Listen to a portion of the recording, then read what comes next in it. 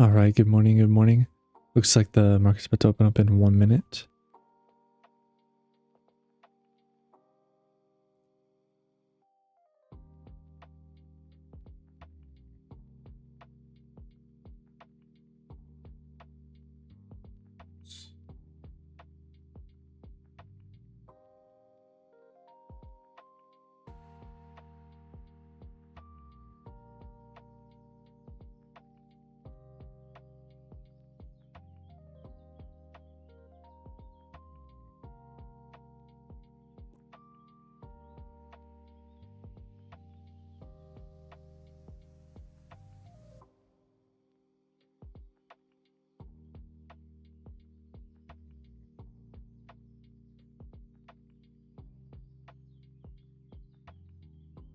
All right, market's open.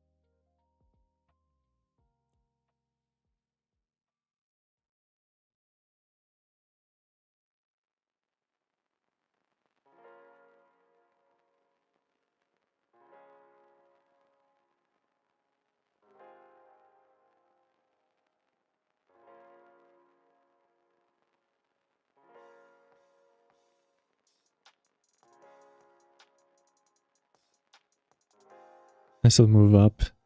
And now we're kind of retracing it right now already.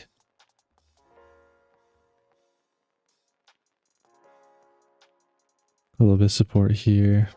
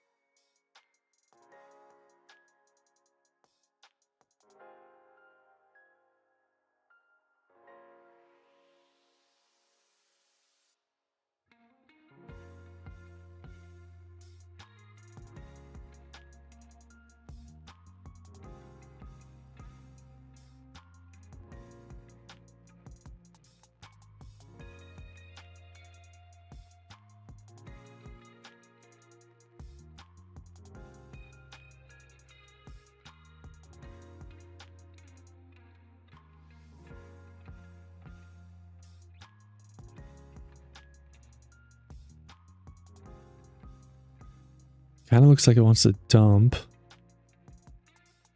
Potentially here. But still kind of holding up above this 1 minute EMA. ES still holding up the highs as well. So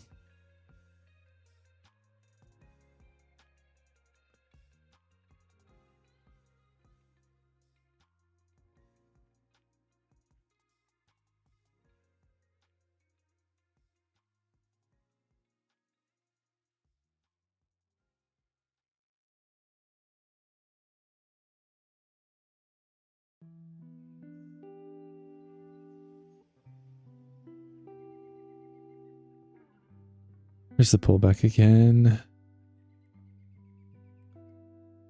Kind of rejecting those previous highs. Or overnight highs, I should say.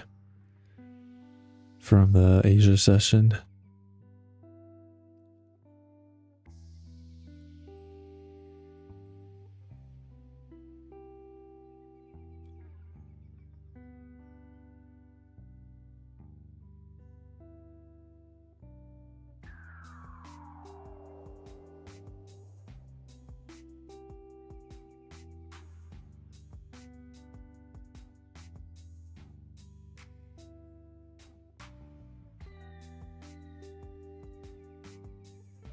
Kind of just dumping through here, potentially.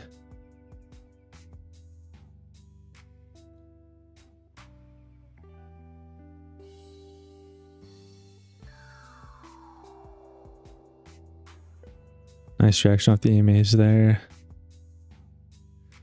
Might wait for a second entry off this, potentially, to avoid the fake out.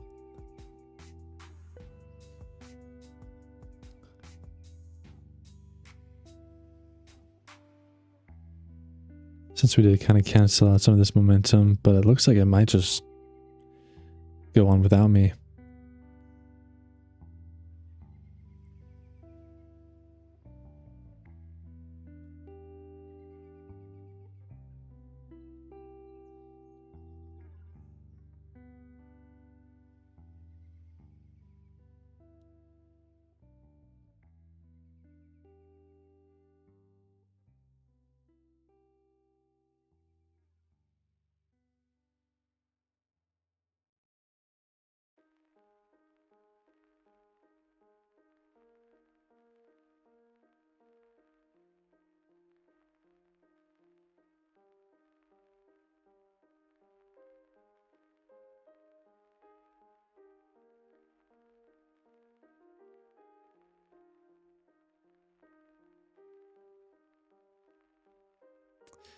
Yeah, there he goes. I mean, that's a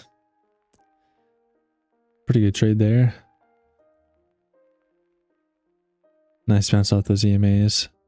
Kind of thought for sure we'd get something else there, but what can you do?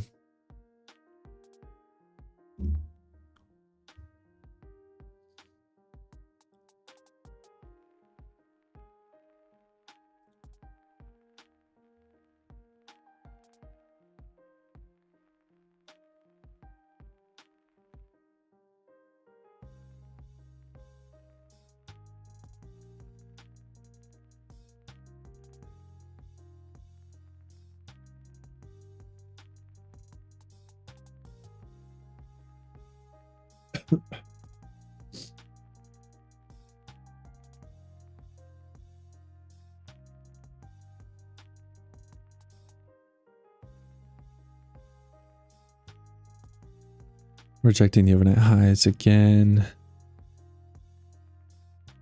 Could be making our way back to this area. Don't know if the second test will be worth it on the second one, since it kind of already made a little move.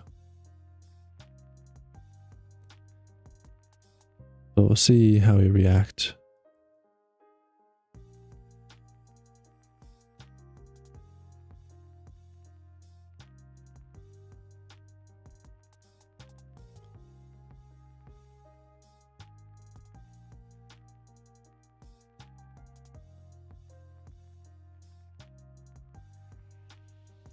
I kind of imagine we just kind of dump through here.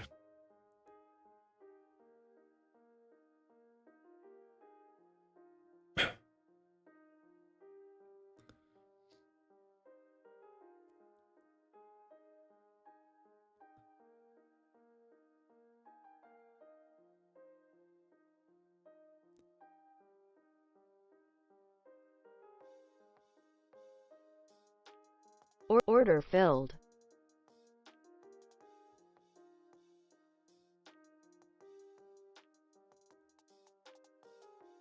We'll give it a little stab. See if we can hold up here and get above the CMA again.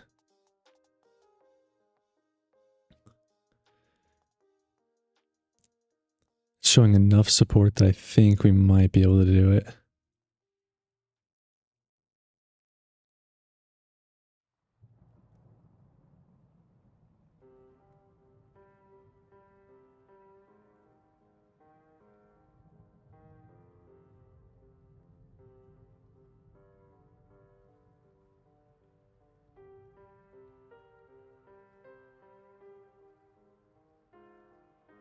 Order filled.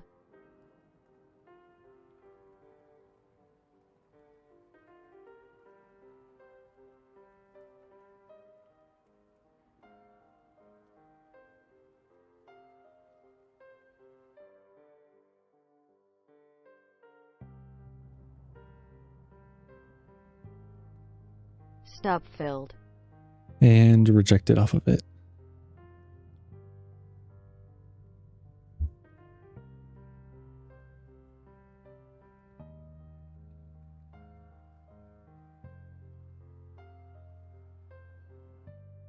Order filled. Well, let's see if we get some momentum to the downside here. Potentially.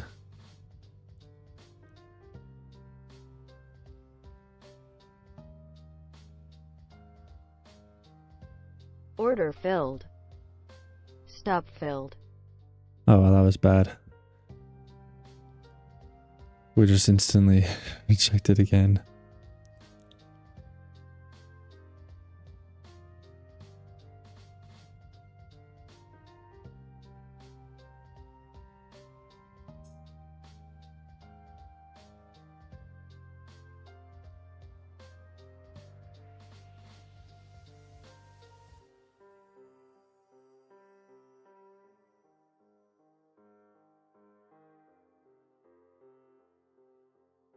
Seen these 1,000 times, LOL. Dip, dip, step out and pull. Yeah, literally.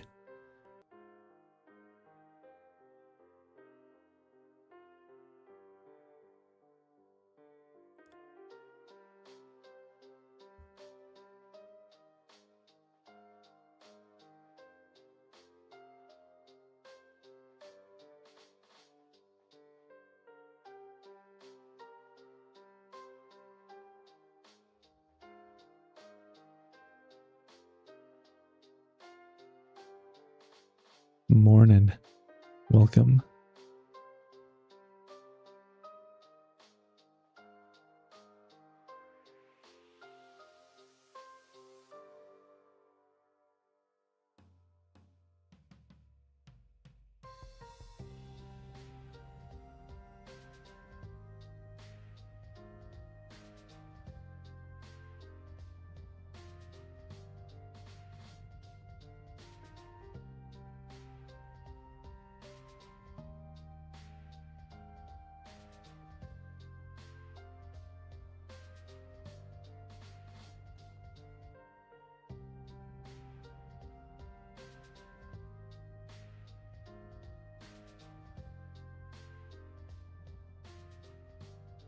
Order filled.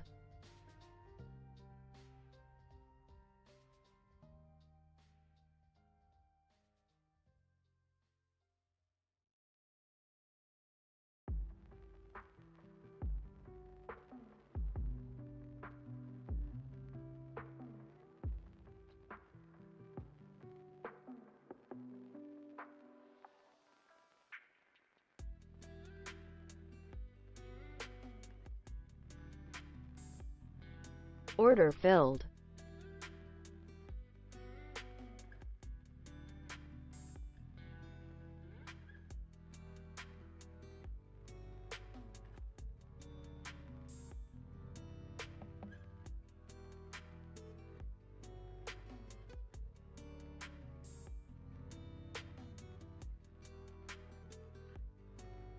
Target filled. Nice. Great move there. And we're back.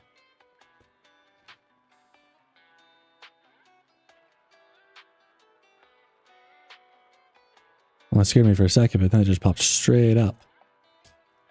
Made back all our losses plus a little bit. Up $130 after commissions. We'll take it. We'll take it.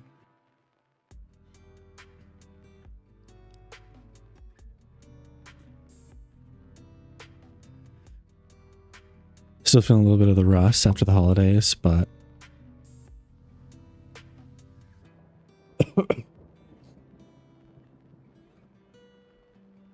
it's making me feel a little bit better there.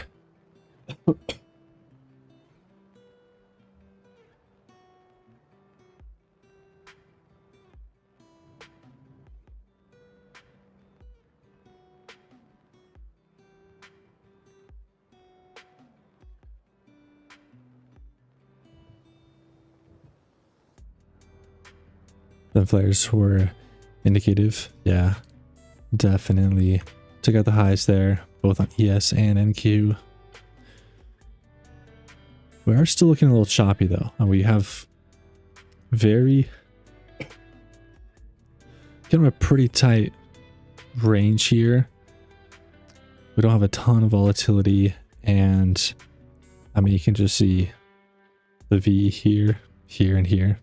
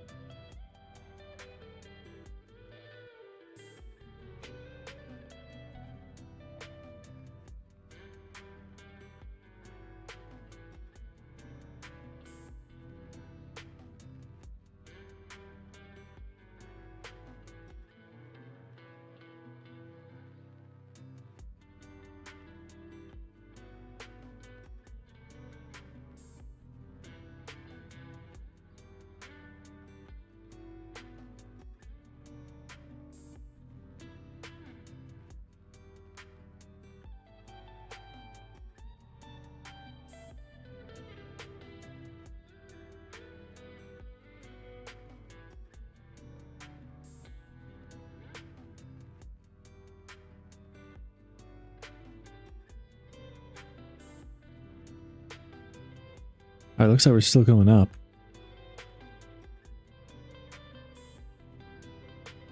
We just peaked on the 1 minute RSI as well as just about on the 5 minute. So we could see a little pullback from here.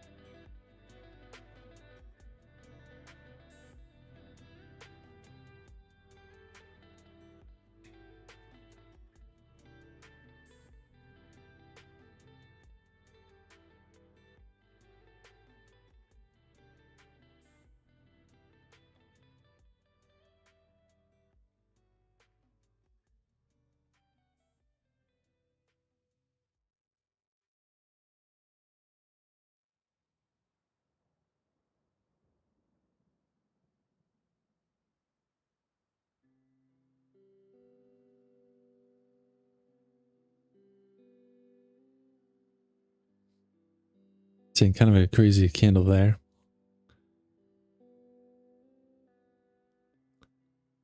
Did a little teleport up.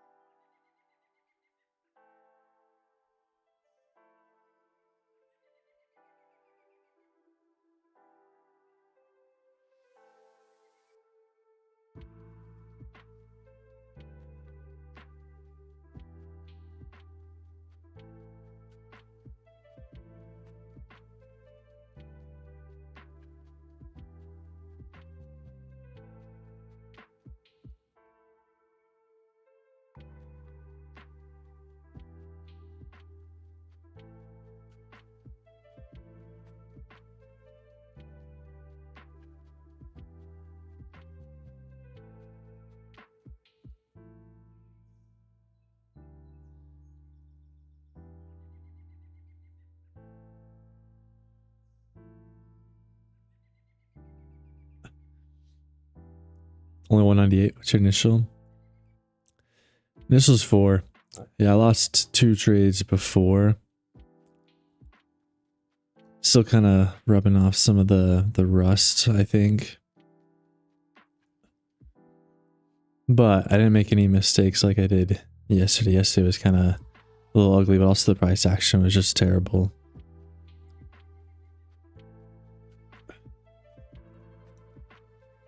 But yeah, NQ moved a little different than ES because I was actually looking at ES and ES was like super clean.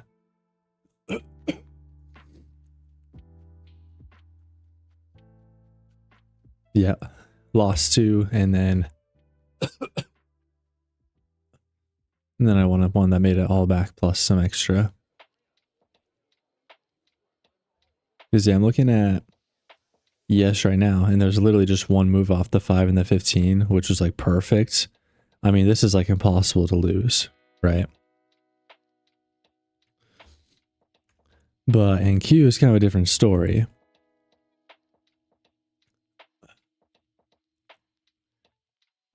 Because we had this first initial bounce, which I didn't take because I was waiting for the second entry because of the cancellation in this momentum here. At least that's how I saw it. And then I took this entry, which then just got buried by the 1 minute, which then went below all the EMAs. So I took a short, which again, maybe that was not the best idea. But I figured since we failed to go up, right, a couple times, failed these highs, we might break out and go lower. Anyways, that also didn't work out. So then I took the long once we got back above the EMAs right here, scaled in above the 1. And that was obviously the butter trade. It just was a little bit more messy on NQ and led to some kind of false entries and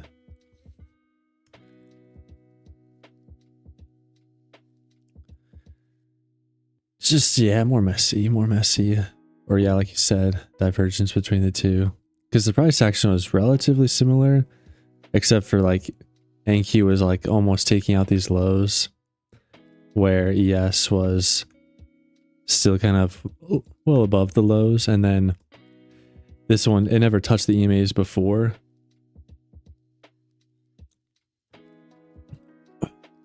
And obviously, if you would have waited for this, it never really canceled out the momentum. And it was just butter. So, yeah, kind of where I'm at right now. Might see if we get any other, like, retest of the 5 or 15 before 9 o'clock. Or 11. But I might not be too upset, just kind of taking the small win. And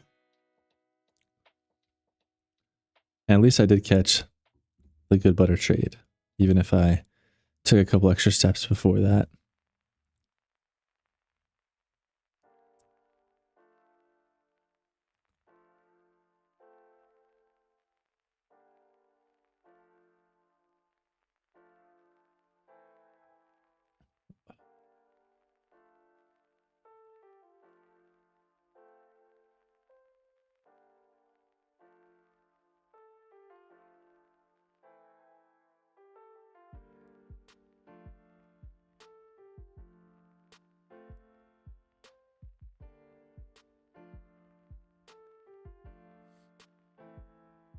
Yeah, yesterday was kind of a mess. And sorry about this cough. I should probably mute when I do that. Oh, I'm like mostly better. I just got a little bit of like the itch in my throat when I like breathe. But yeah, if you really want to go like see exactly what happens, I'm sure you can find the live stream from my YouTube, just like from yesterday. But yeah, mostly just made some mistakes. Like, I don't know. I didn't realize like how rusty I was, but on one of the trades, I just like scaled incorrectly. which kind of messed me up. And then I had like my stop in the wrong spot. And then one of them I like went in with 8 initial because I like forgot to reset my order quantity.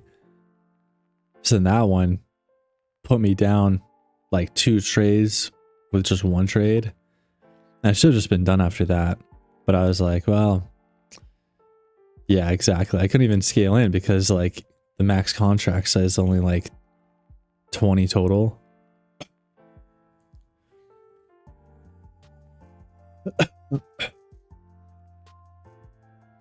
So there was just a combination of like so many different like little things. Just like, wait, 8 initial, that was bad. And I didn't have like a chance to really exit the trade before it stopped me out. And then like the price action yesterday in general is just kind of crap. Especially the first like 15 minutes, which I was trying to catch like that first move of the day. And then after like, yeah, the first 2 trades, I'm down like $600 because I like lost the first one for some, I had like a really bad entry with like the slippage. Or maybe it was the scale or something was bad. And then I just got kind of stopped out instantly. And then yeah, the second one, also not the best trade. And like I would have been fine, except I lost $400 instead of 200. You move your box up like these ones. Yeah, I've been moving them. I might have missed a little bit in this leg up here. Might be like, yeah, a couple points above that.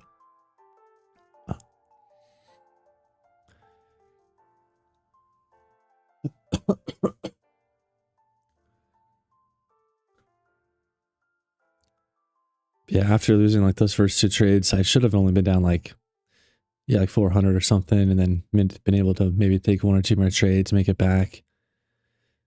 But I was already down like over 600, and then I was like, just a little off after that. I didn't like overtrade too much, but I did take a couple more with like some smaller size, and yeah, the market in general just had like no momentum, and I kind of tried to force it. The craziest thing though, which is probably like something I'm going to be aware of in the future, that's kind of a red flag, is the ETR in the 1 minute was like a 30, which is like pretty high. I mean, that's higher than like a bit higher than it ever reached today so far. However, the ATR on the higher time frames was like a lot lower. Like it was only like a 20 or like 25 max. Like it was lower than the 1 minute ATR. So basically we had a lot of like volatility with like very little bit of like higher time frame range or like higher time frame volatility, which I think was like part of my problem, because obviously we're kind of ranging, but also, you know, high volatility, bad slippage without lots of any continuation. So mixture of that and some obviously mistakes with like position sizing and scaling.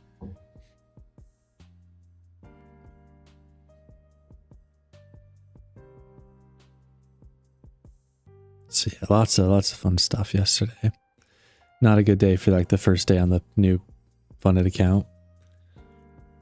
So that kind of sucks, but obviously it's not like I can't, you know, come back from it, obviously. I'll just take a couple extra days longer than normal to get a payout or something.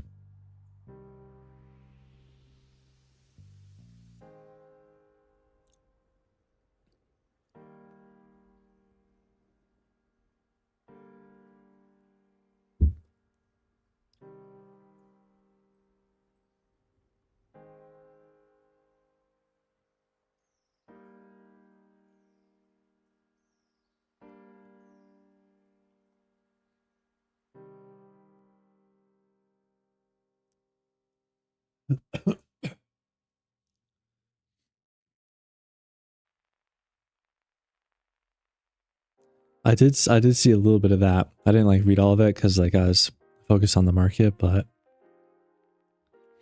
yeah, I think he might be a little biased just because he had a bad experience with funding ticks, but also like he has his code with Lucid. So I get it. At some point, if I ever get like a code from them, I'll probably tell him to stop promoting his code in like the cord and stuff. But for now, I don't care too much.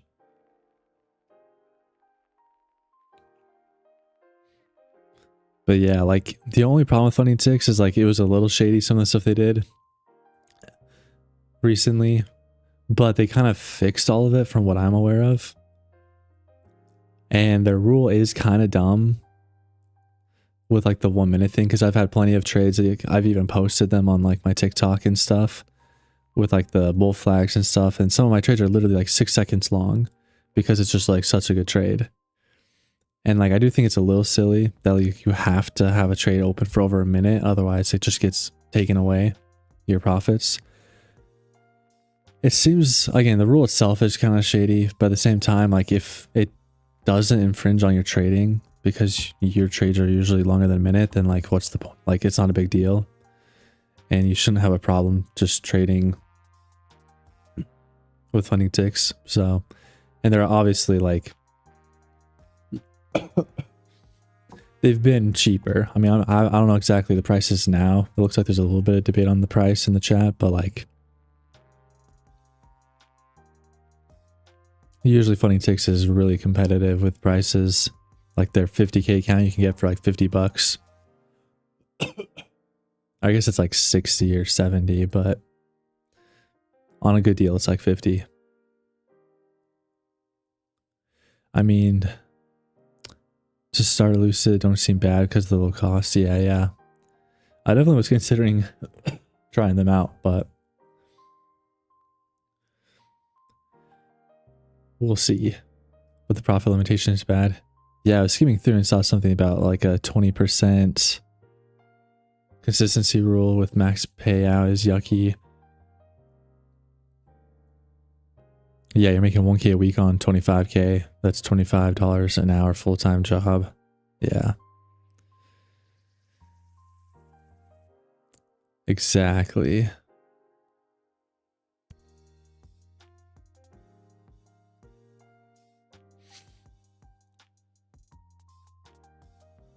I mean, I guess if you can consistently do that every week,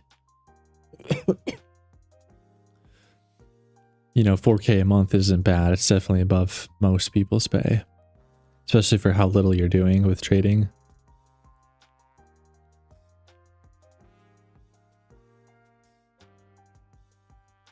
But yeah, consistency and profit cap is kind of a weird combination, I think. Kind of like if you're gonna pick one, like pick one or the other, you know? Because it makes sense if there's no consistency rule. It's like maybe have a payout cap, right? Of like, yeah, 5k or whatever it might be, 1k.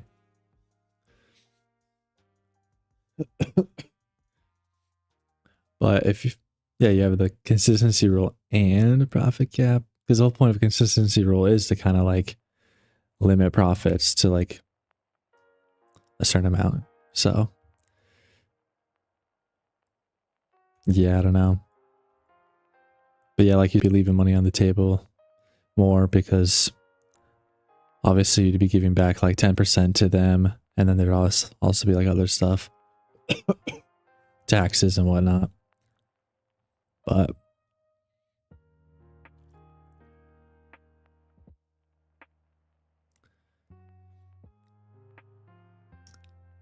I still might take that over a $25 an hour job.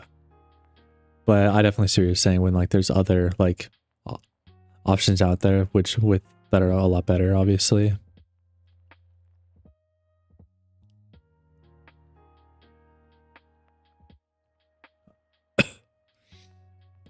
You're only able to withdraw a certain amount.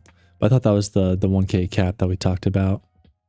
So you'd like have, if you are able to take weekly payouts, you just take or withdraw 1k every week for the month, which would be 4k in a month.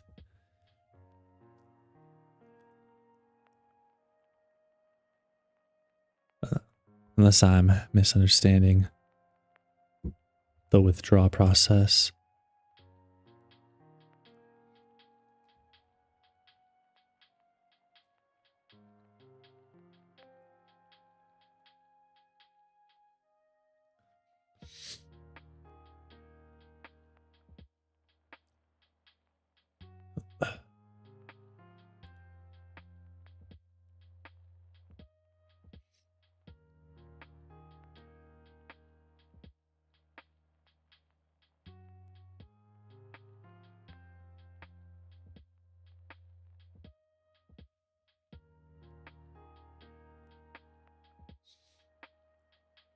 It's not 1K every week. You need to be over the buffer with the 20%, which restarts every withdraw.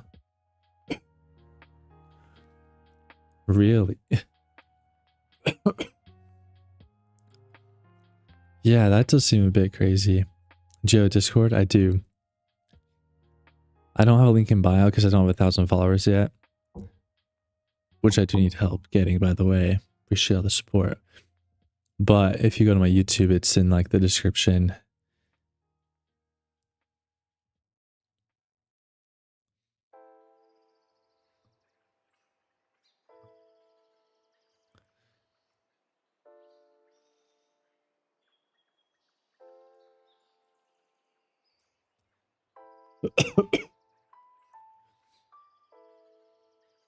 No, I don't. I just go live on YouTube and TikTok. But I mean, I show everything that I do, so it's not like I'm hiding anything for Discord only, and the Discord is free, so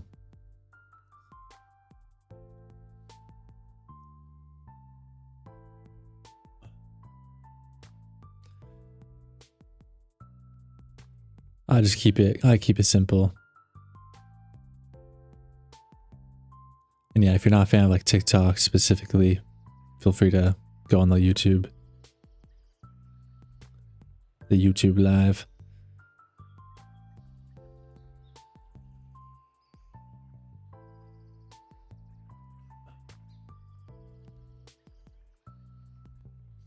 No, that's like a crazy rule though. I'm still like kind of thinking about it.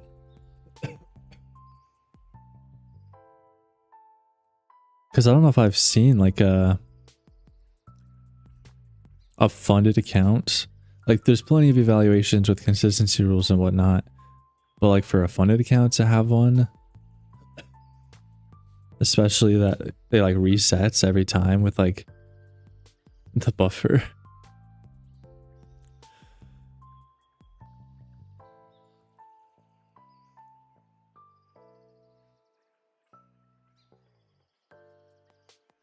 So yeah, that makes it just like really hard to make any profits that or like scale at all, and then only be able to withdraw, yeah, like the 1K max. If you're even able to do that. Very unrealistic.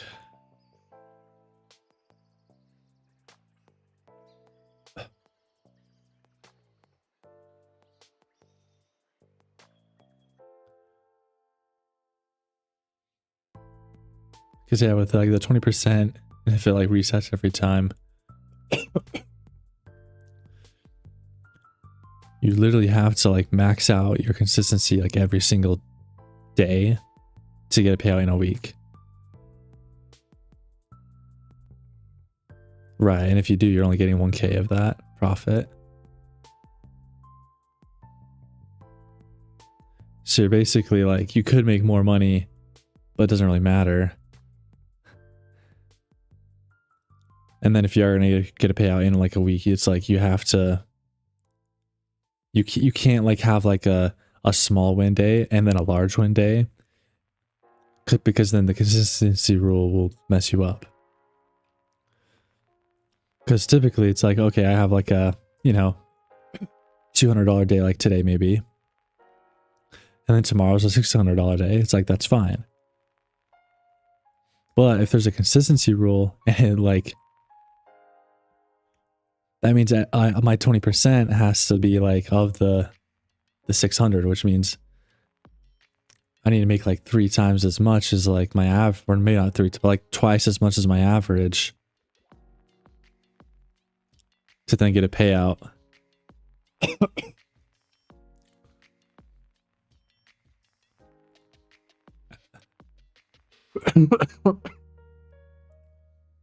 Oh, sorry about that.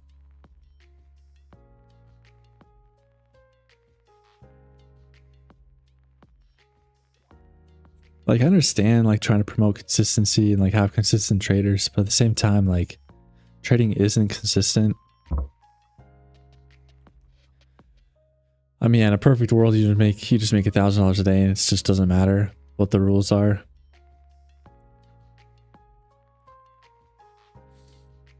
But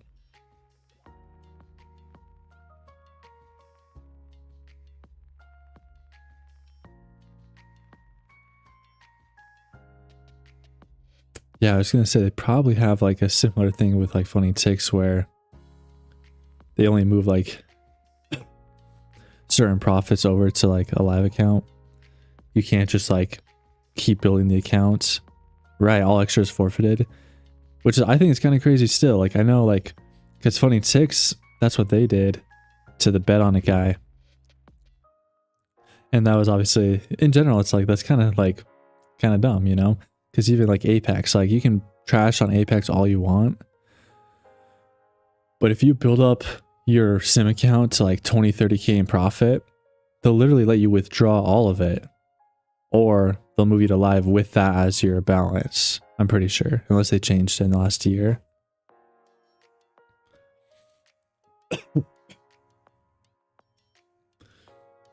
But yeah, for funny ticks and then Lucid as well to be doing like the forfeiting all the extra profits.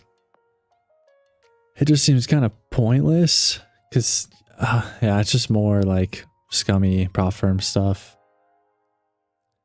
And like it's something that you can get over, right? It's because you're getting payouts and like you make some money.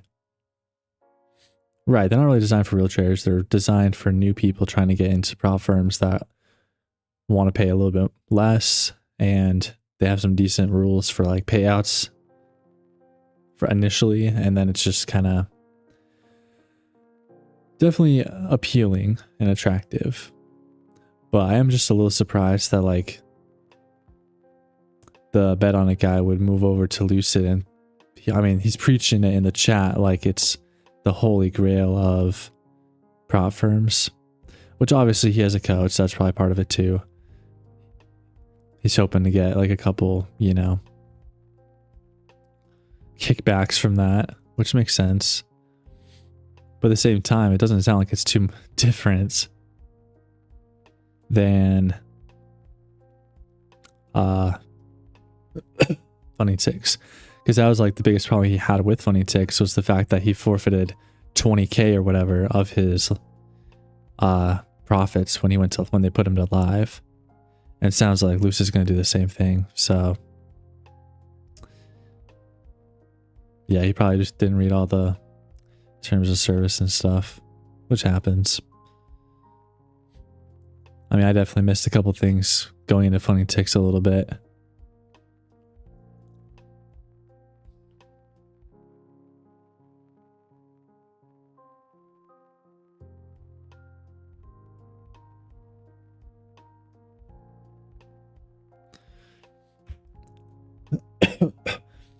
I definitely wasn't fully aware of the forfeited profits, but that also wasn't my main concern at the time, because my main concern is like I get funded, get a payout. So that was kind of more looking at, you could say. But yeah, there is always something interesting to find.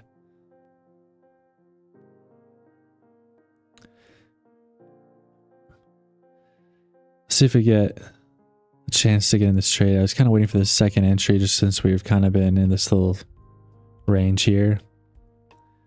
But it looks like we might just kind of go on without me. We'll see.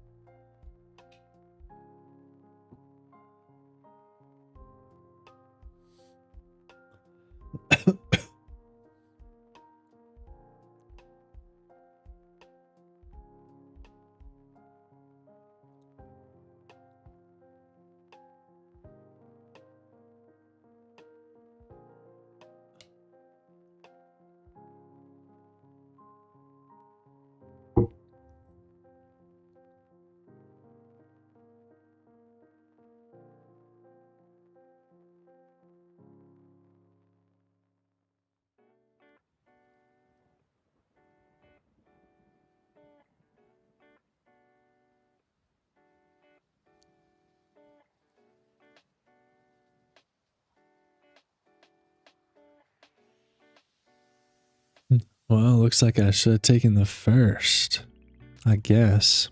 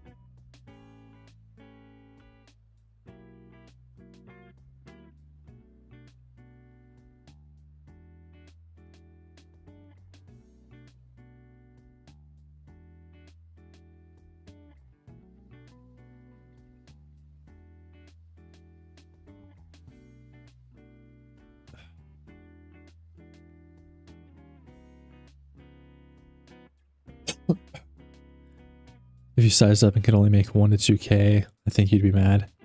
Yeah, no, I definitely would be finding my gripes with them at some point. Again, kind of initially, it's like, oh yeah, like cheap, good rules, I get some payouts.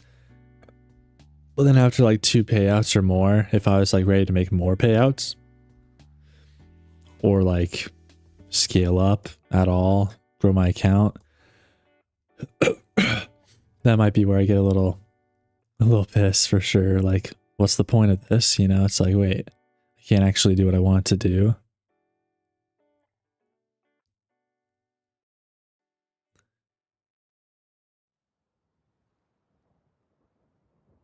$30K profit goal, only 2K payout for 50K direct. That's not terrible though. That is what I was used to with like Apex. I think you had to make like 2,600 or about. I mean, 3K. They did change it recently. It's not as good as it was before, but yeah, 2K payout. It's not terrible, and it does help you build a little bit of a buffer. But yes, with the 20% consistency, that's kind of the kicker. That's kind of rough.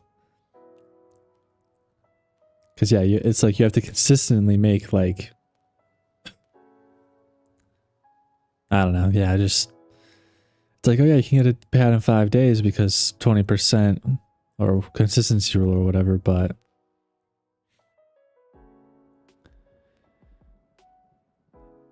it just makes like having big profit days pointless. Because I mean, yeah, if you catch like a good RSI trade or RSI TP,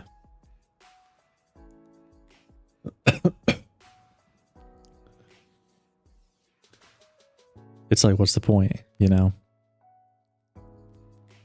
Because that just means you have to make more money to get a payout.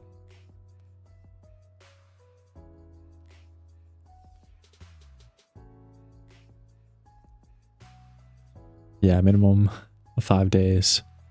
But it's probably going to end up being a lot more based off those rules.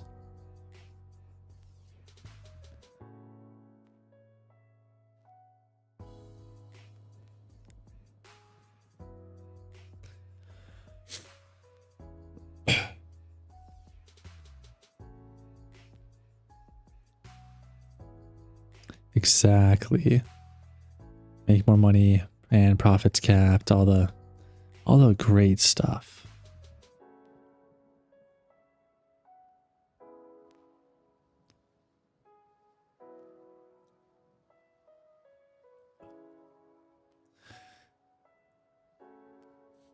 Yeah, it definitely makes me like, I don't mind, you know, having some accounts, getting some payouts on these accounts, but definitely like long term, if I start seeing like a lot more consistency and like just success making profits, it's like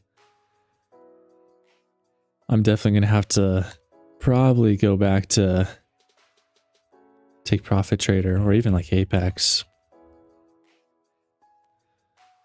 since like I don't think Apex, it definitely has some weird rules as well.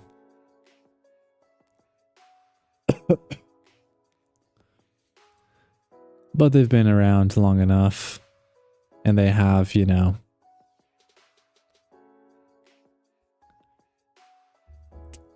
Yeah, as long as your strategy works with their rules, I mean, there's nothing really to complain about.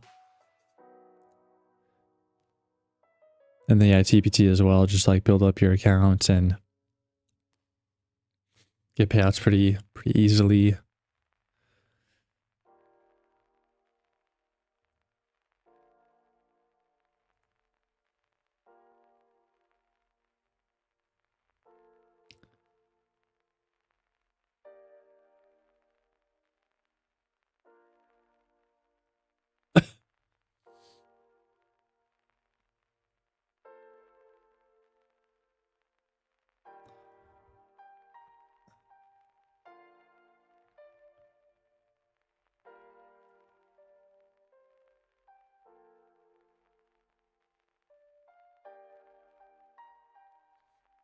Lifespan loose is 80-20. How are they gonna make it worse? Seriously. I think funding ticks almost went to 80. But with enough complaining, they did, I think, change it back to 90.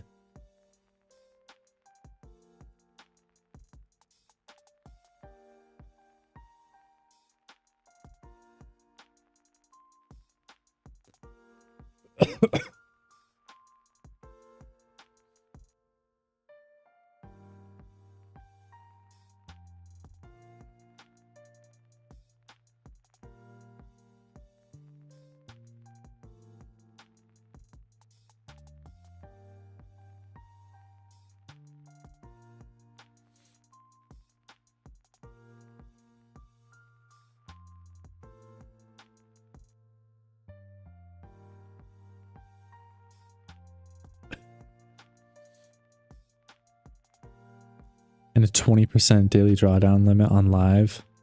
What? Like, what's the... I don't understand the point of that. Like, daily drawdown on live, like a daily loss limit.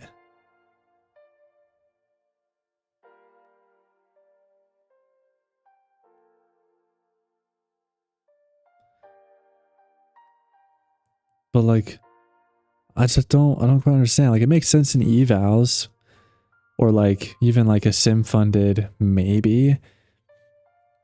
But even then, like,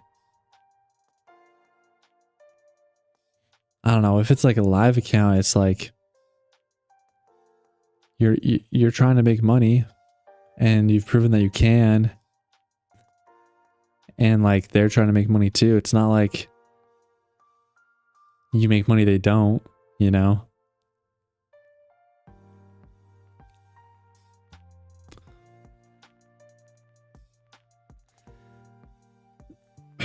Yeah, it's definitely sounding like not the best. Definitely might be something I don't have to really worry about because might not go over to Lucid, but we'll see. I did send them like a thing to see if I could get like a code with them, but they never responded.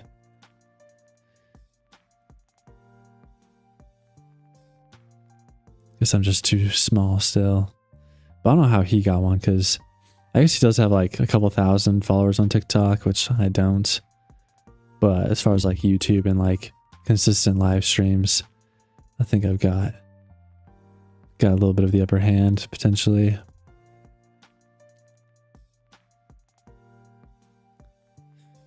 Kind of like this trade, but don't know if I'll be able to get a super clean entry here since I already rejected out of the zone.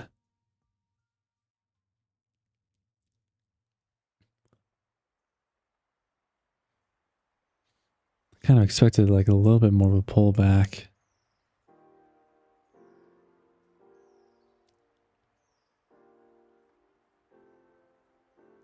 ATR is kind of dropping off too. Might not be worth taking any trades. We'll see though.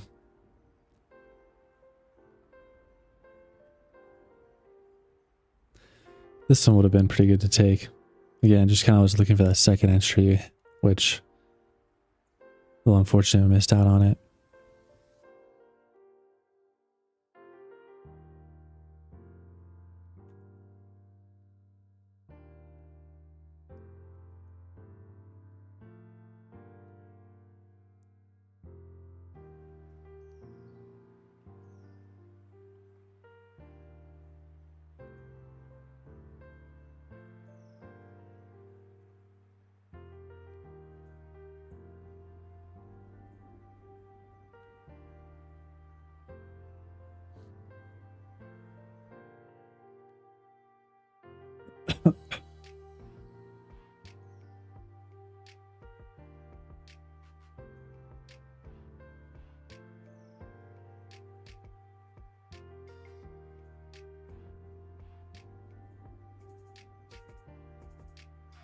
Brennan either blew his account, quit trading, or is making money and ghosting me to avoid the 15%.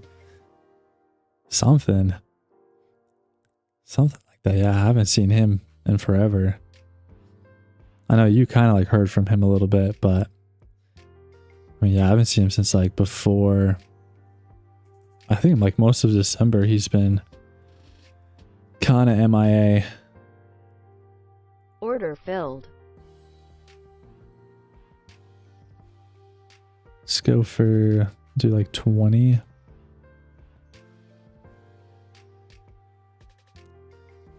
$19.75. Make sure we got the right scale ready.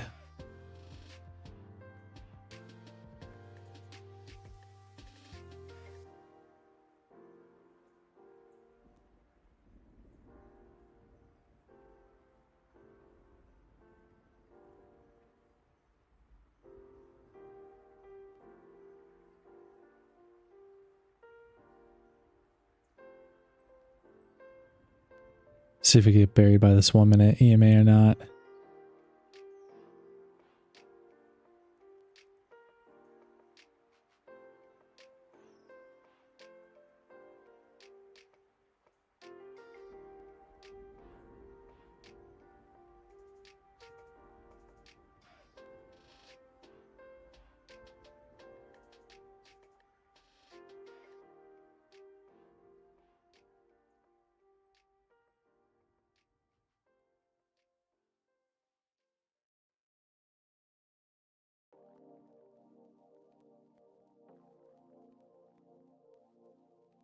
I kind of saw this pullback coming, but we were just holding up so well above this zone. Figured it was worth a shot.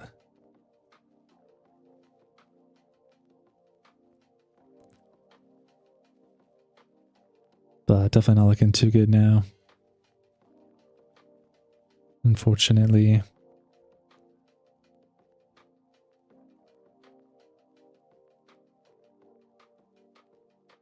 Yeah, they did change it to 6 days instead of 5. Which I don't really see why they would do that.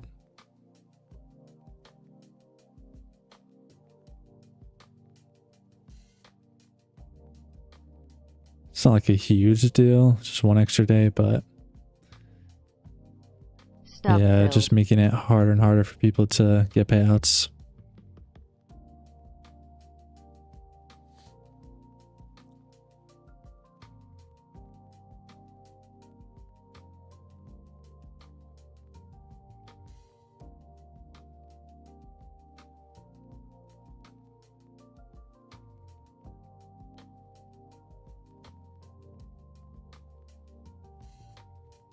Well, now it's holding up. He'll probably... Order filled. Oh, that entry is bad. And I went in with 8 again. Oh, geez, I'm rusty.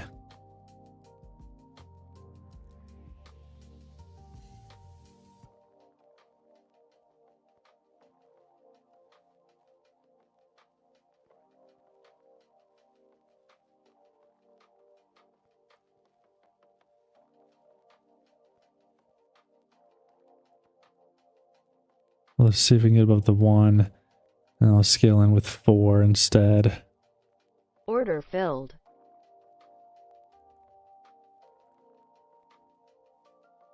So that we're in the correct sizing at the end.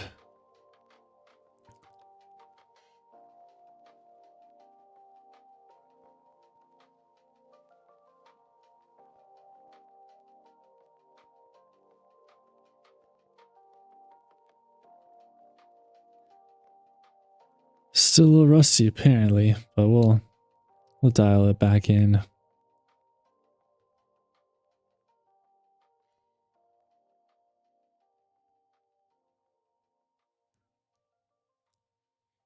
Kind of struggling to make the move here. Might not be happening.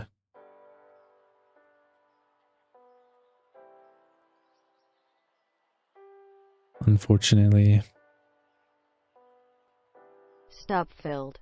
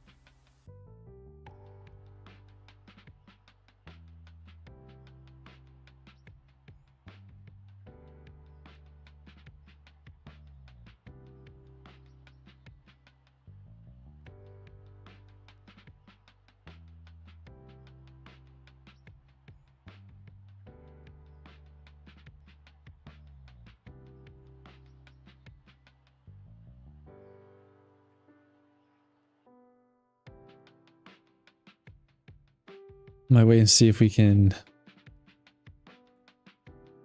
get a test off the 15, and that might be all I go for today.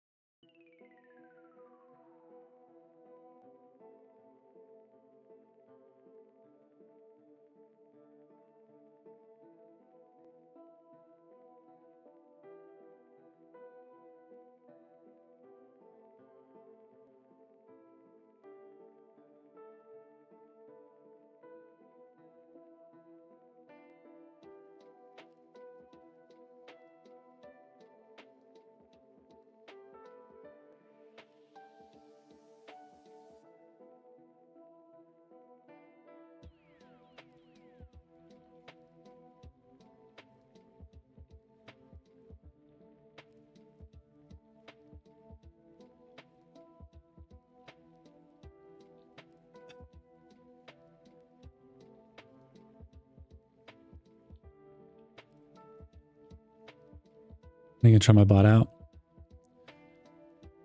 Well, I currently only have the one funded account. And I was kind of going to wait until I get a payout to buy anymore. Or like blow it and probably get like a take profit share account.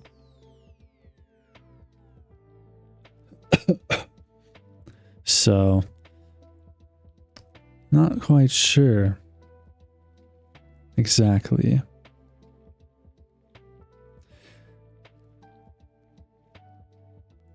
Kind of want to wait until this 15-minute candle closes here. I guess it doesn't really do much with the EMA.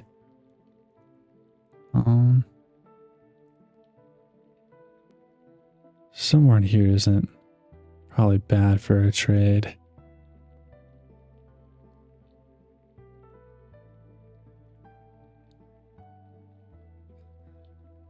We're almost at the 30 on the RSI as well.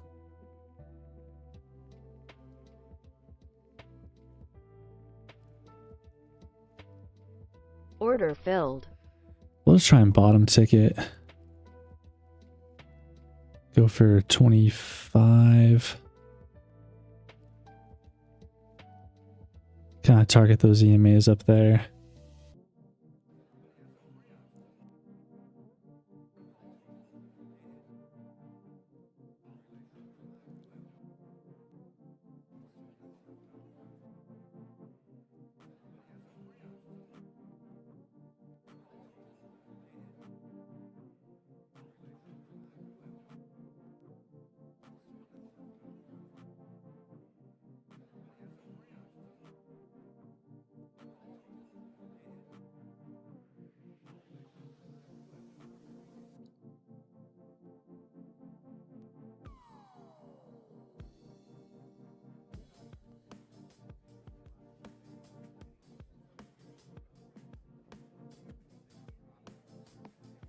Order filled.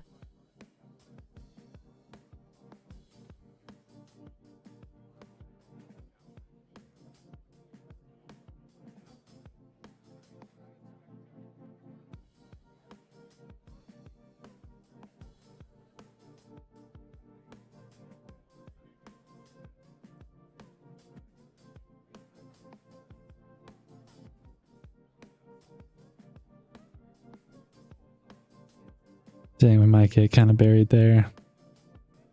Might get stopped out.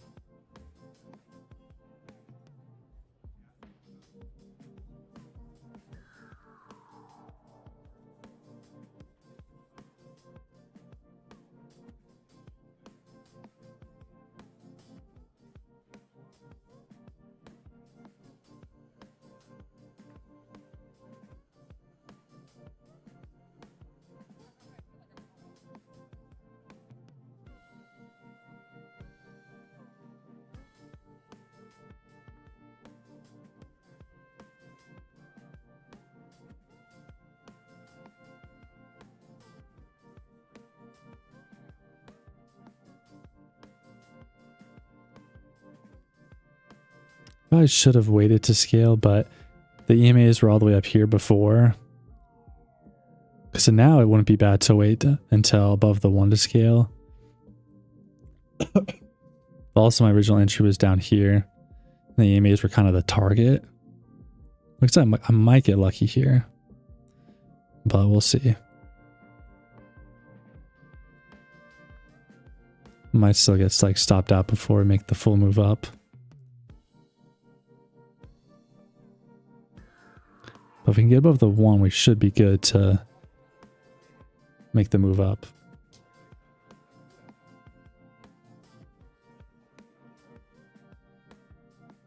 PGC, thank you for the follow.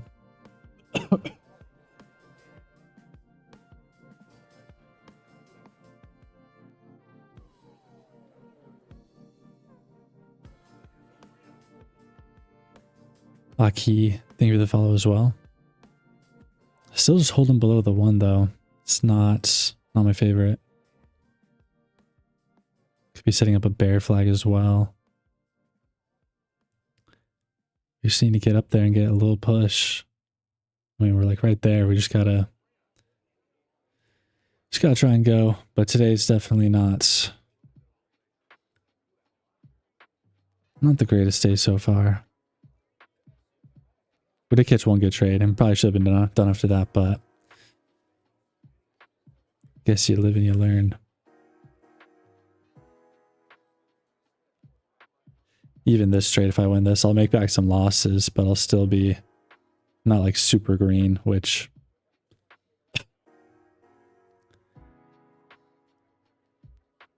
was definitely the goal or the hope today. And still kind of struggling, unfortunately.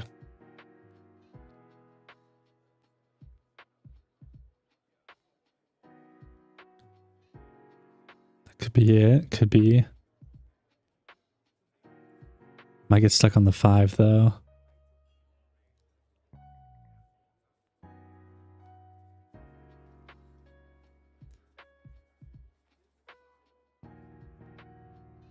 Dang.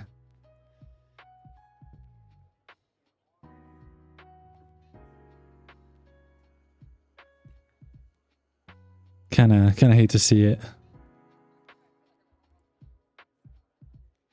Try no TP and fill the momentum out. Definitely could be the case. I might get stopped out either way though on this bear flag. Unless it's kind of a fake out. We definitely could still find that support here at the 15. We definitely could target like up here somewhere. But also, yeah, kind of just like let the momentum kind of work out. Because if we get above the 5, I mean, that's going to be really good. So definitely could toy with targeting a little bit more. Maybe go for like the RSI peak. Since we like almost hit the 30 down there. But yeah, the move is kind of weak, exactly. I kind of expected a bit more off the 15. Which we might get. I might just need like a little bit of time to get through these EMAs, obviously, and figure out what it wants to do.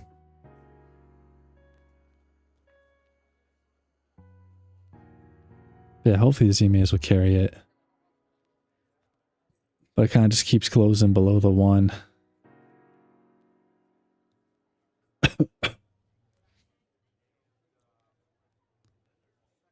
I mean, yeah, that's like 4 candles that close below it. Wouldn't be surprised if we get stopped out.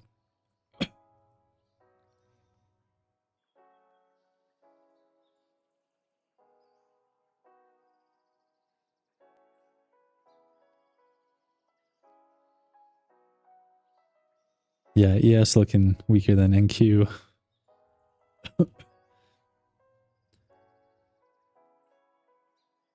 Well, unfortunate there. We got really close to TP. Almost thought about going break even, but I wanted to, stick with the rules, I guess. But there we go. Back into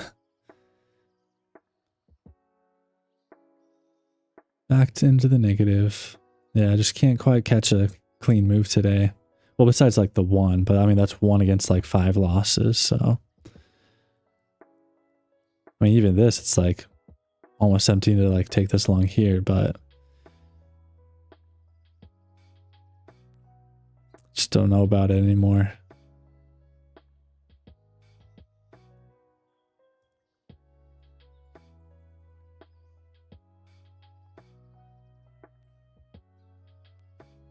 Jeez, there's the sellers.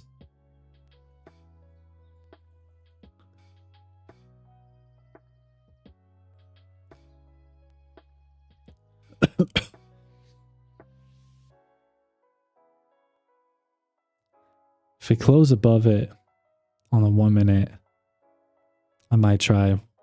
Again, it's like tempted to take one more, but I definitely gotta like know when to call it quits too. Otherwise, I'll have another big red day like yesterday.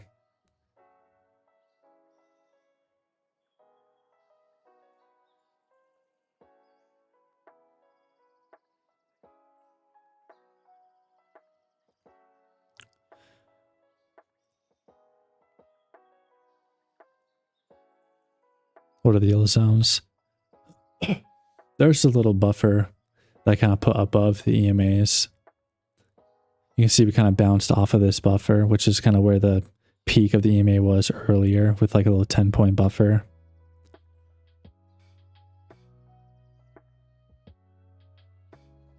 Yeah, 15-minute Momo cancel. I mean, it hasn't quite canceled out the full like 15-minute move that we had up here.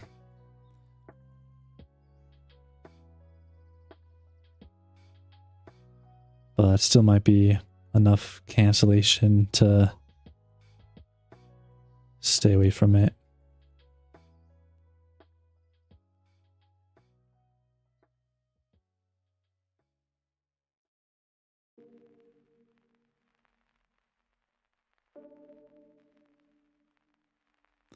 Right, right.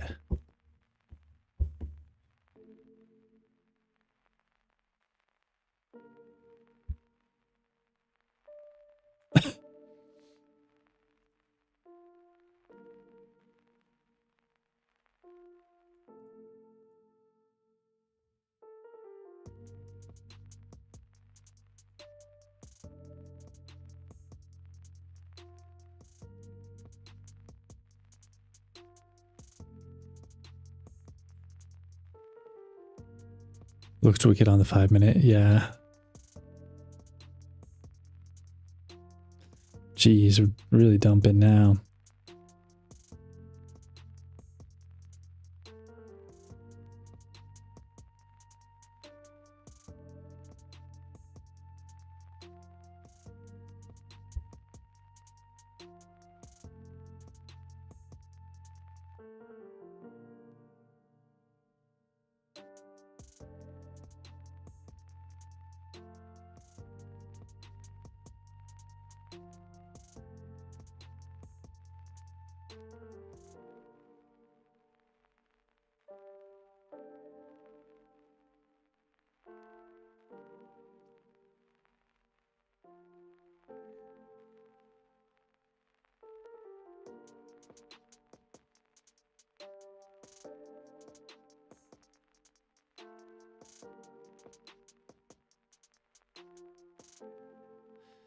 Trade funded? Yeah, it's the only account I have left. Which is good that I got it funded, but after yesterday and today, I'm already down 1,500 in drawdown. So that's fun. Could be a sign to go over to TPT, but also kind of sucks because it was almost like a little lucky, but also kind of like exciting to pass the eval last week before like the New Year's. But yeah, now it's just like, yeah, one good trade a day and lower your position. Yeah, if I stopped today after one good trade, I would have had like my, $130 profit, which isn't bad. And then yesterday, didn't catch a single good trade, but yeah, might be what I have to do to keep the account, but definitely is hard sometimes, just like mentally. It's like size down, because then it's like, takes twice as long to make back your losses.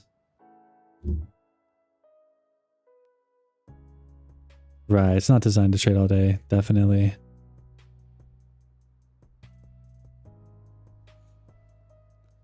And that is normally my plan. I guess I did get a little aggressive trying to pass those evals previously, which I might have built up some bad habits from.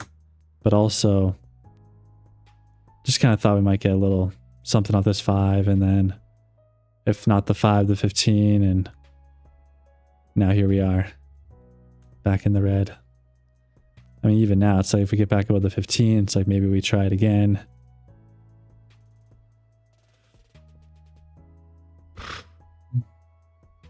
Kind of hard not to, but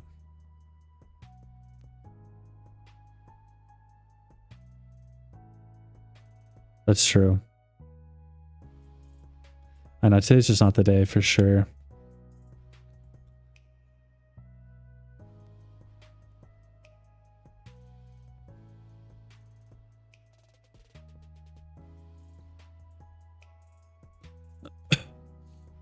Yeah, slowing it down instead of trying to like pass the whole eval again is probably definitely the way to go.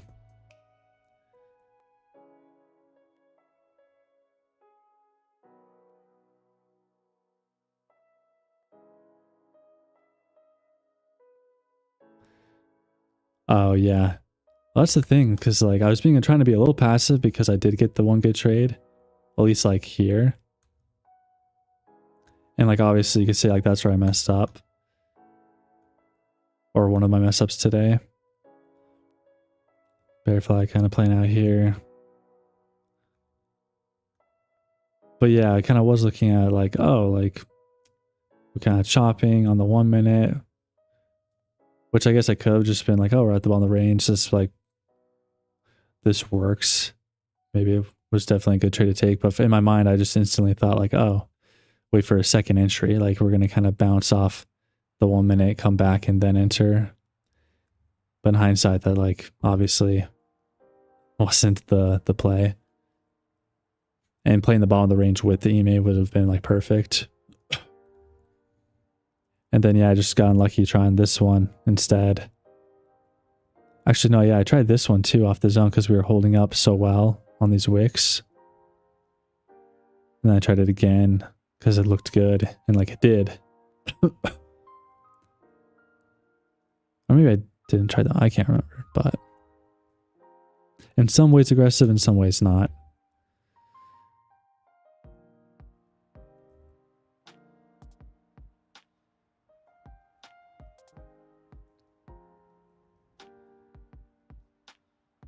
Just I think how to answer that, because I was kind of passive on this trade, wanted to wait for a second entry for confirmation, didn't get it. This one felt like it had more confirmations, wasn't necessarily aggressive on this, but then I think trying it a second time was more aggressive. And the 15 wasn't necessarily aggressive. I guess I could have waited for a second entry, but I think I just got, I mean, it's just an unlucky trade that got buried by the EMAs and the sellers.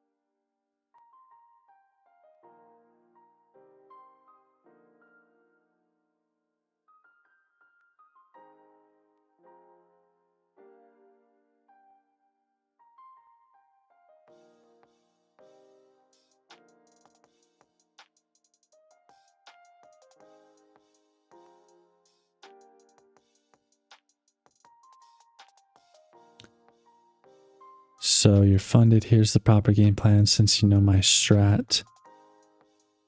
That's a good day and all you need.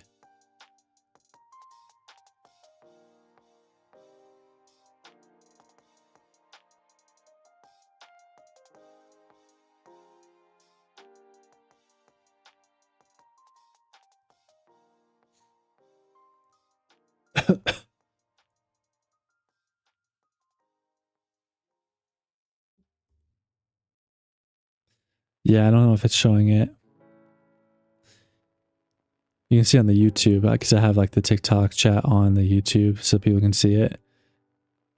So you can see like what's being shown, but yeah, it's not showing the comment in between those other two that I read.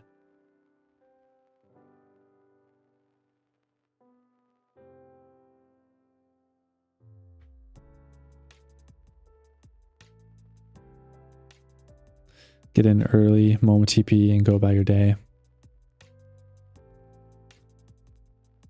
Just looking for butter. Yeah. It's definitely the best way to do it. And that was kind of my plan. But yeah, yesterday was rough for some mistakes, but also just the price action. And then today, Got kind of faked out on NQ a couple times, but yeah, after catching that clean trade, I should have been done. But yeah, just thought we might hold up this uptrend off some of these 5-minute EMA bounces, or maybe the 15, but got kind of wrecked by the V algo. But anyways, yeah, not the end of the world. Like day like today's not the end of the world, but definitely could have been better. And then obviously yesterday could have been better too, which would put me still in like a not a bad position. But I mean, yeah, I only have like $1,000 of drawdown left, and probably just have to like size down and be patient.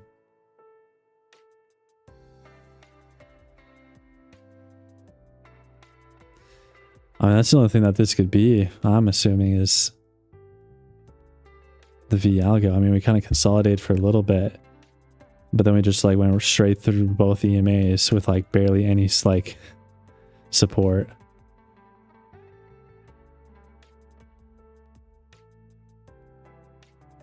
But obviously, like, you can't always like plan on that. Like, you can definitely be aware of it and cautious of it. But if you're too concerned about it, you'll probably never take any trades because you'll be too afraid of the V algo. Except on this trade, it kind of made sense. You know, V algo here at the bottom above the EMAs.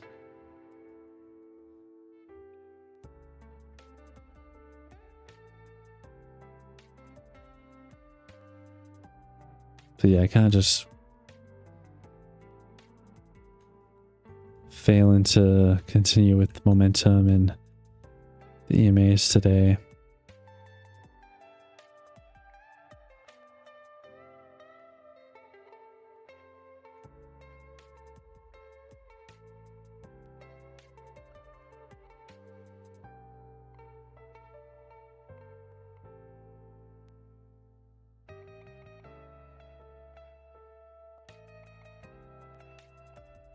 Dang, nice little short there off the one.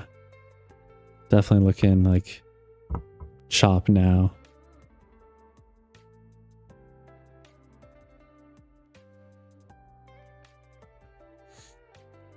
But we've also been below the 30 on the RSI, so I don't know when it's going to bounce unless we're waiting for like the 5-minute RSI or something.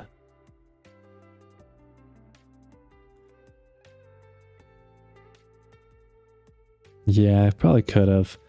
For some reason, I was kind of waiting to see if we got above the 1 in the 15, because then that kind of would have been with the V algo, but also would have held up the larger time frame bullish trend. Thought we might get above that and do that. And obviously, I could have just flipped my bias and went short once we got back down here.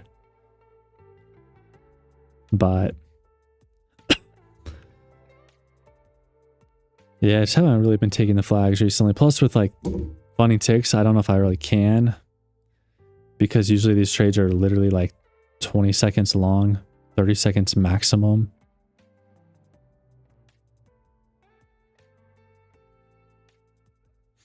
I mean, some do take like a minute or two, but from experience, I know like usually these flags, because they're a breakout, I mean, they go from here to the bottom of the flag within less than a minute.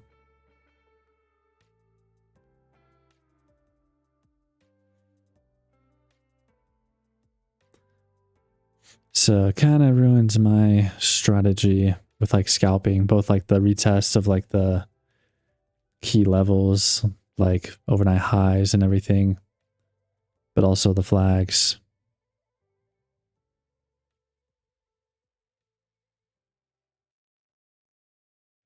Luckily, it still works with like this strategy, but it is kind of a weird rule, which does kind of make me, again, like if I can keep this account, get payouts trading the strategy, like great, but definitely not the most optimistic about sticking with them like long term. But I mean, it still could be fine for like the strategy.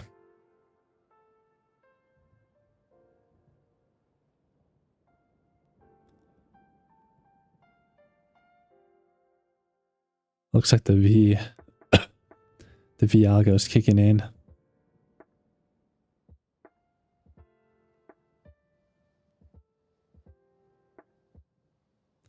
Grab the long like above the 1. I've never done that yet. Well, I guess like also like the RSI and then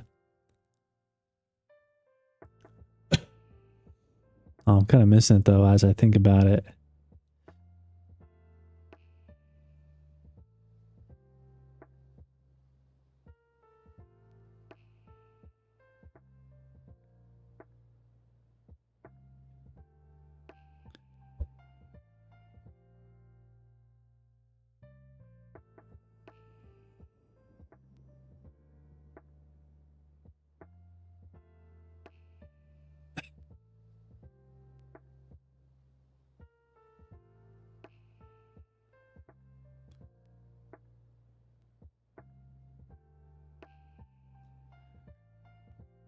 It's definitely tempting, but I feel like I might be tapped out on trading.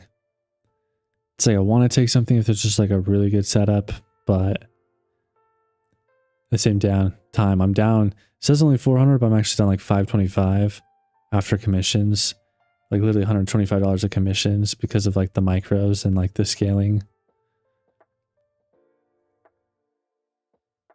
And just like I've taken probably more trades than should have today, but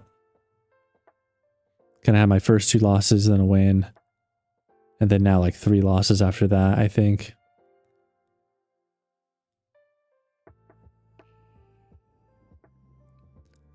It does suck kind of just accepting like the loss on the day if there is opportunity to make it back, but I just don't know if I fully trust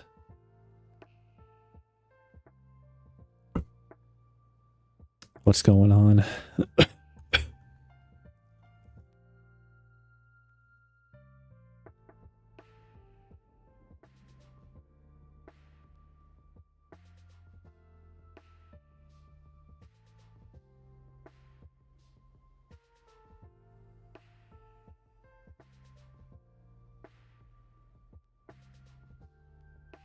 Order filled. Yeah, we could take it on practice. Just kind of see if we can target some RSI or something. Put some contracts on there, make it pretty.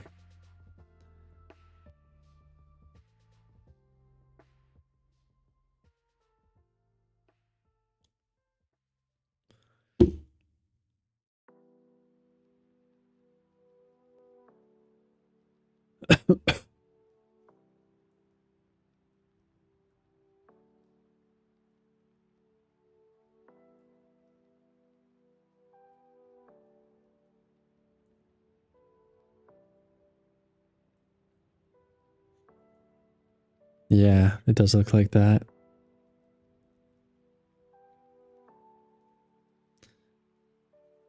You know the setup before. Yeah, it's true.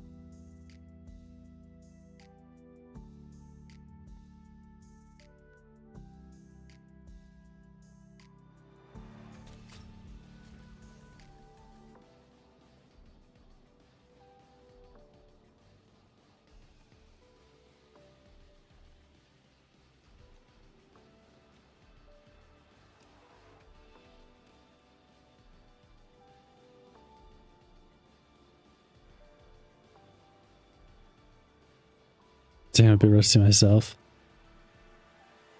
Yeah, I don't know what it is, but like, I don't want to blame the holidays, but because like obviously I did trade last Monday and Tuesday to pass the account and everything, so it's like I didn't take like a super long break over like Christmas, but then like this whole last week I didn't trade after Tuesday.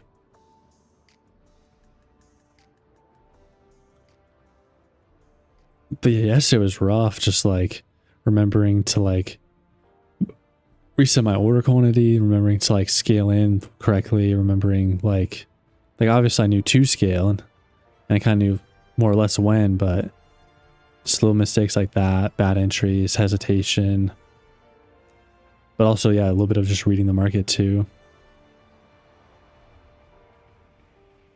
Yeah, I probably do just need to make a checklist.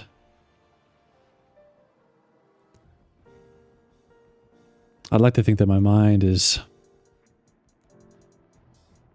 capable of not needing one, but clearly after like a week break, it's nice to have.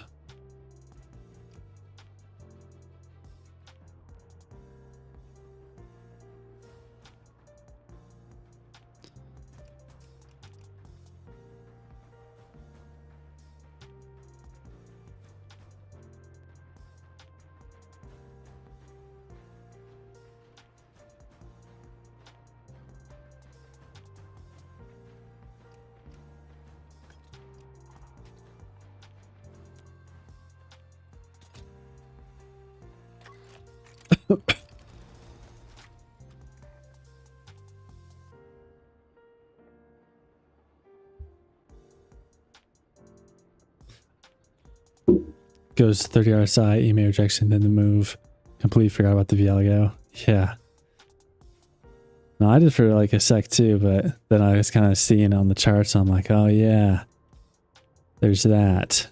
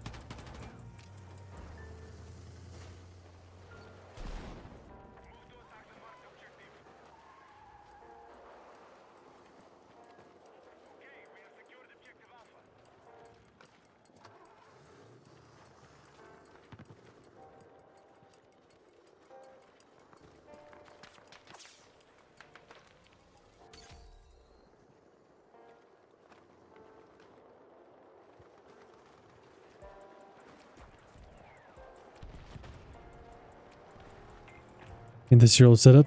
Almost actually.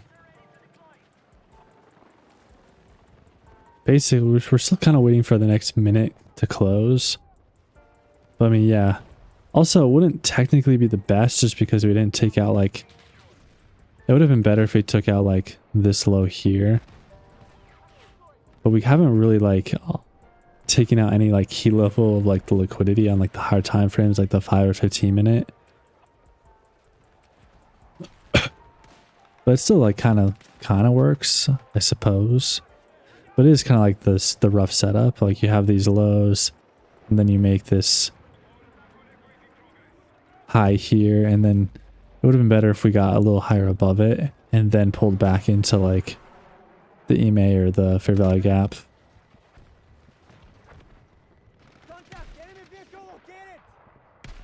Can I shoot them or no? I guess not. But yeah, that's kind of it. Like, you could say that this is kind of an entry off the close of this candle. Still don't know if it'd be one I take, just because of like, again, we just wicked above these previous highs here.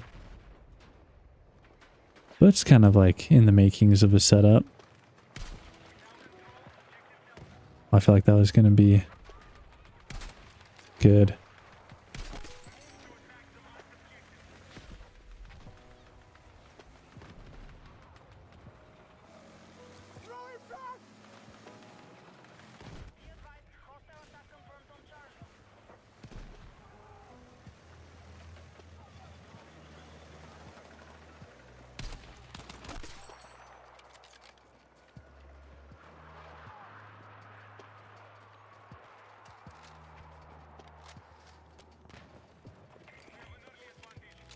That's definitely in the makings of some bullish price action, I'd say, which is kind of what you'd be looking for. Especially now that we're kind of at the highs again of this little move. There's someone over there.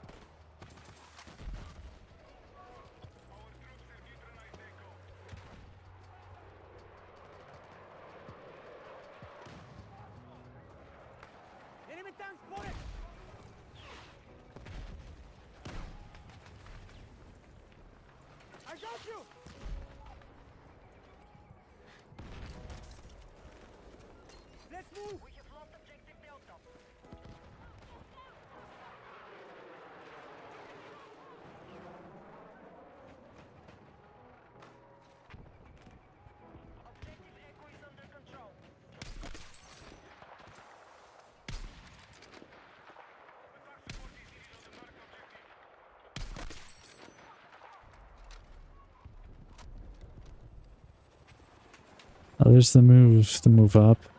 Kind of stuck at the EMAs again, but with the V-algo, I don't think we'll have too much trouble getting above it.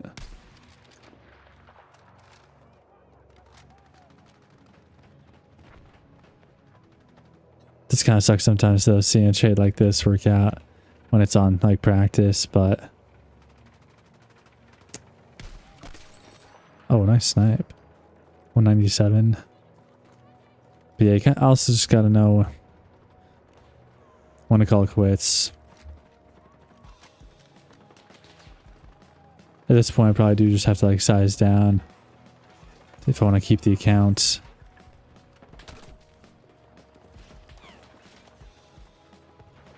Don't really know if I trust today's price action too much. Might wait for just a better momentum trade tomorrow. See if we can save the account.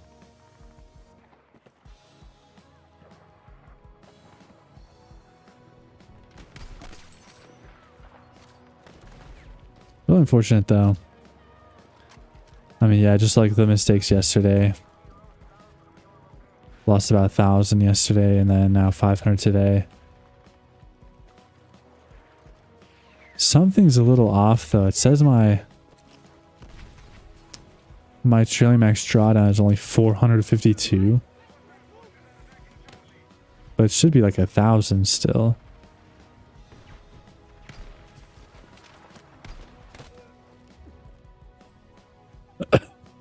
So I'm a little confused on that.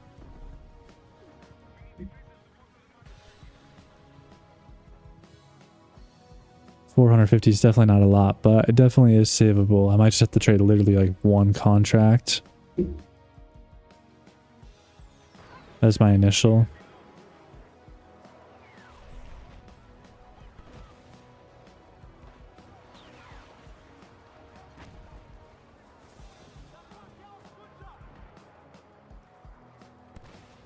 But I think it might be glitched. I'll have to like look into it because...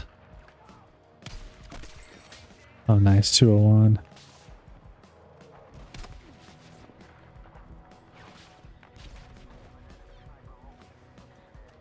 Yeah, I should only be down like 1,500 from yesterday. So I should still have $1,000 of drawdown. Since I should have 2,500 total drawdown.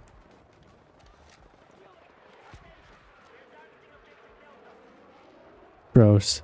Top step glitch and didn't take my trade. Then it popped up 300. Dang. Yeah, top step's been having so many issues lately.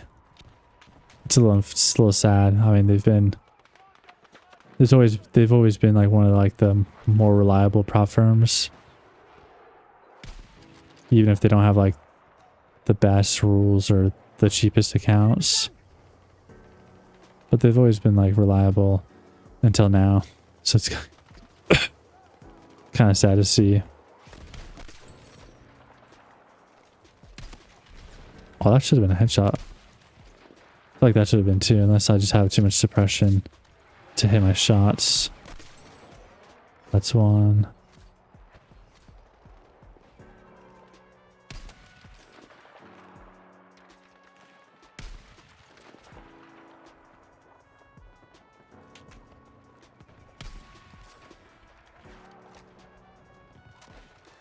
That's like the gift for rope bowling.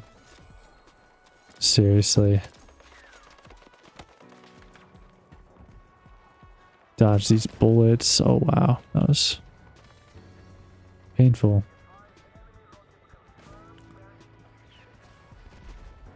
But also, if my funding ticks thing isn't glitched, I have a suspicion of what might be the problem. Which is kind of... No, it shouldn't be the problem though. Because I'm pretty sure my trade was much longer than a minute. But if my win from earlier, like my one good trade today, if it was less than a minute, then you forfeit the profits. Like they just get like voided.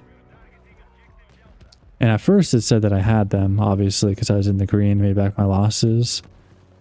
But if they did take them away, and it was just like delayed,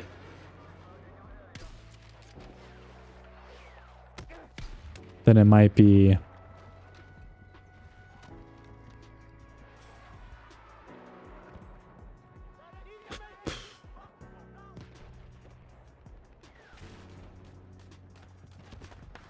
the problem. Yes. I guess I could look at the...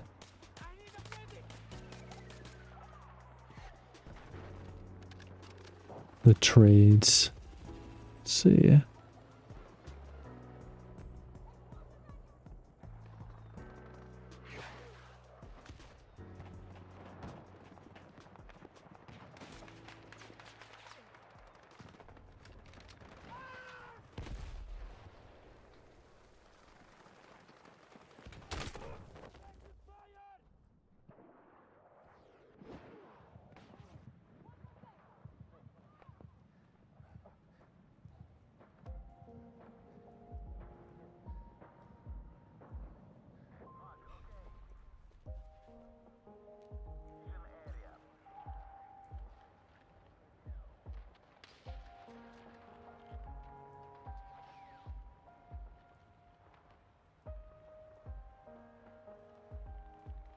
It actually was kind of a quick trade if you go back and watch the replay, because I had like this crazy like pop-up of like just good volatility and momentum, which is like awesome.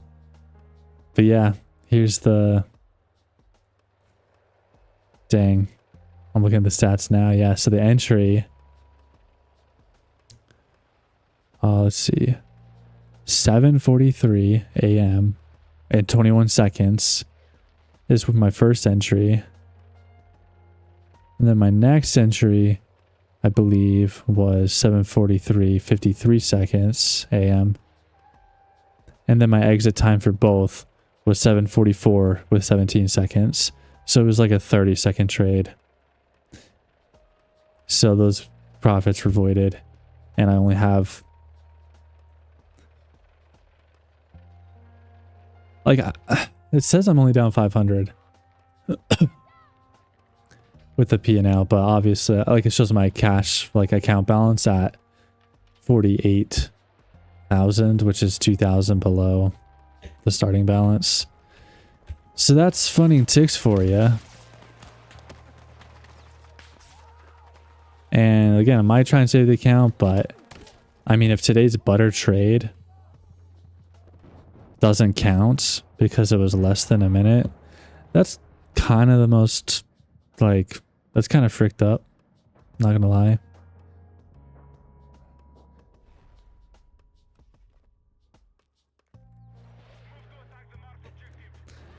Like, that's just a good trade.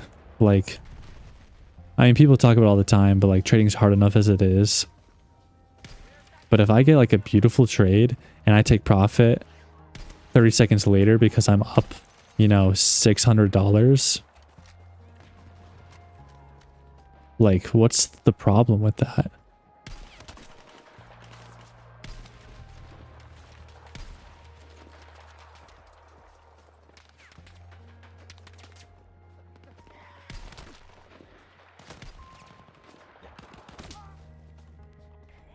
Hector, thank you for the follow.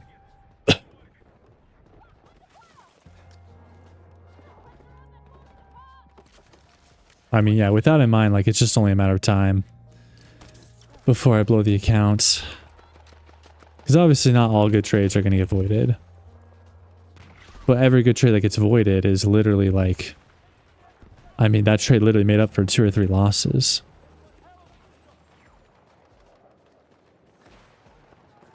And like, yeah, I'll get more.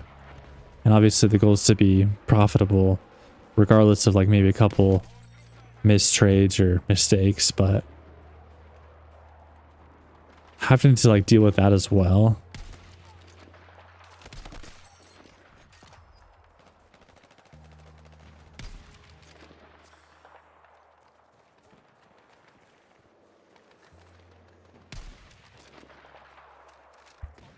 Yeah, bro, just because of 25k TPT. I might have to. I mean, like, I might be able to save this account, and I'm gonna try just because like I did spend money on it. But it is kind of... I'm losing motivation. I might just trade a mini tomorrow and see if I can make back like $1,000. Kind of like I did with the eval on Monday when I almost blew it. Might just take the first good trade of the day.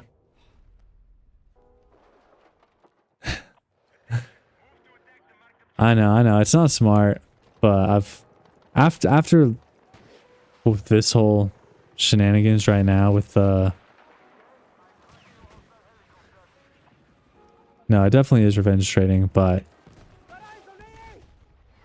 at the same time, like, I almost just want to like be done with these accounts anyways, or this account, just because,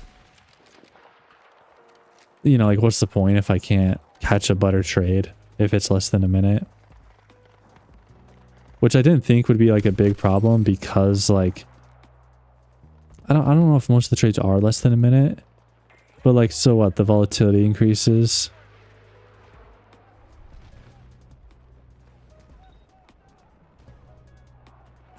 The volatility like just increases randomly, and it's like a perfect good trade and I still can't make money. It's just a little I mean, it just sucks, but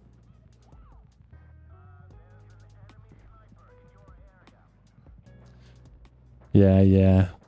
You're definitely right.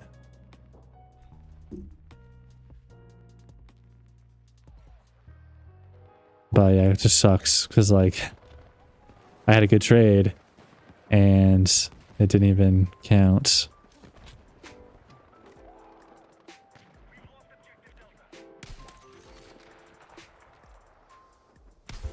Also, I was reading the rules, and this didn't affect me today just because I wasn't in profit today.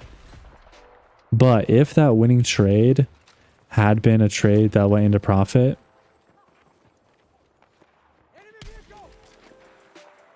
then that would have counted towards my drawdown. So even though the trade gets voided because it's less than a minute,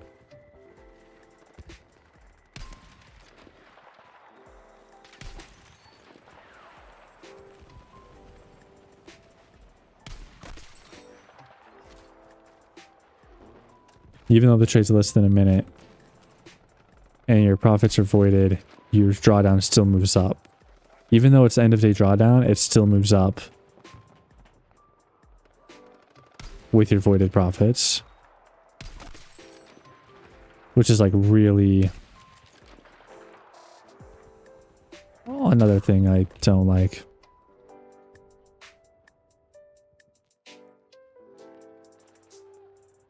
Right, yeah, like moves drawdown, but then the trade still gets voided.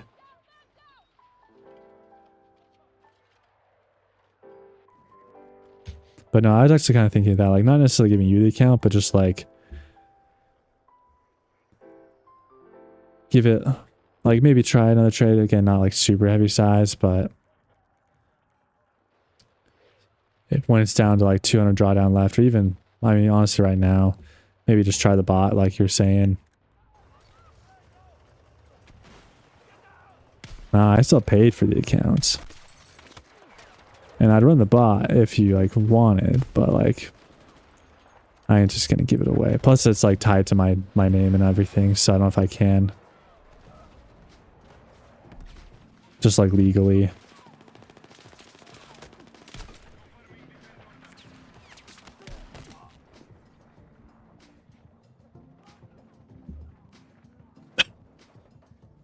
Yeah, no point in blowing it. And like I say, if you did want to try and run it on the bot, I'd be happy to, but if not, I probably will just try and build up the account and save it. Or gamble it. Just kidding. No, I shouldn't. But like, out of revenge against the prop firm, I kind of just want to see if I can make a lot of money and then get a payout before I leave them.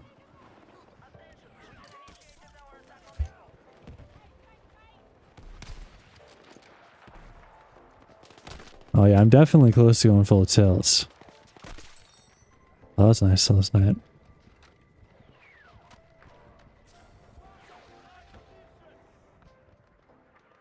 I mean, yeah, just 2 bad days in a row like this. And then also not getting my profits from that win. That was just butter. It's really unmotivating. Even the trading in general, like... I don't want to give up because I have been doing it for so long and because I do think that I can do it.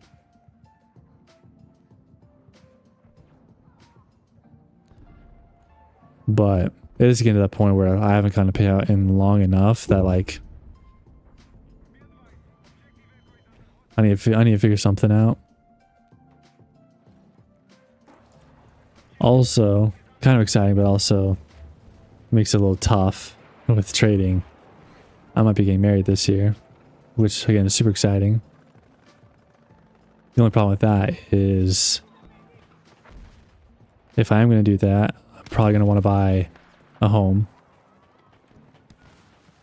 You know, size up a little bit from what I have right here.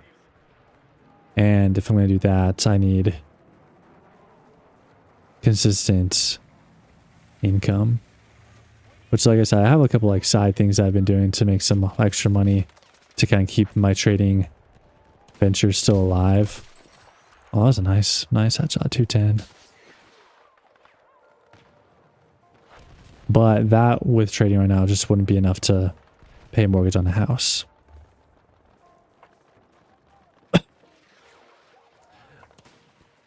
I might be getting ahead of myself a little bit. Like I probably still have a couple months to kind of keep going at this. And obviously I do hope and want streaming to kind of work out as well.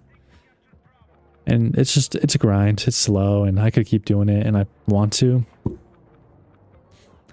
But it's tempting just to go get a job that pays, you know, decent wage so I can buy a home and start my future family and stuff.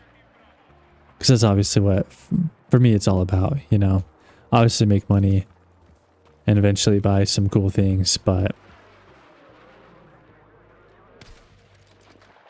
the main thing for me is definitely future family, kids, and everything. And if I can't do that with trading, then I might have to take a break. But yeah, I think that's the plan. Try bot the playing ticks just to let it do its thing. Keep streaming for as long as I can. See if we can find some more success from it before I go get a full-time job, or maybe try and like work a full-time job in with trading, because I might still be able to do that. I just might have to trade like Asia session and stuff.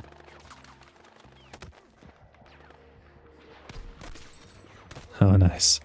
There's some good snipes this game though. Yeah, I might try one more TPT just to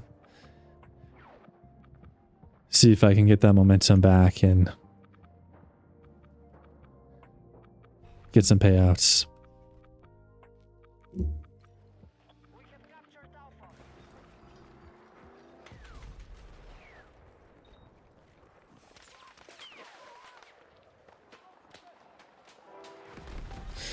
But yeah, any and all support, definitely appreciate it. I'd love to keep doing this. Especially since I have only really just started.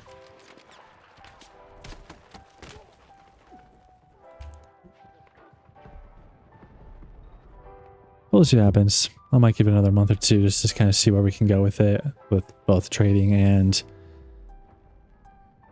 streaming.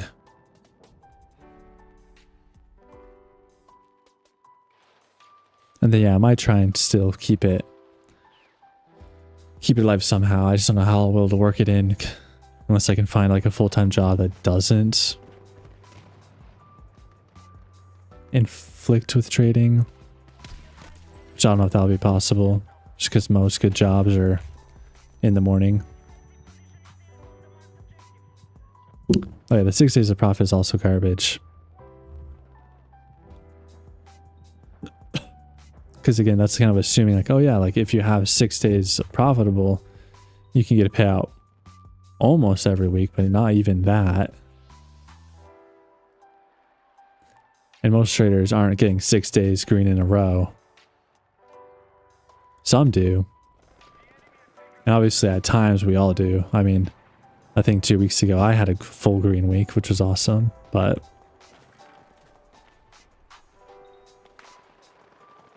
yeah, their new rules are definitely not the most appealing.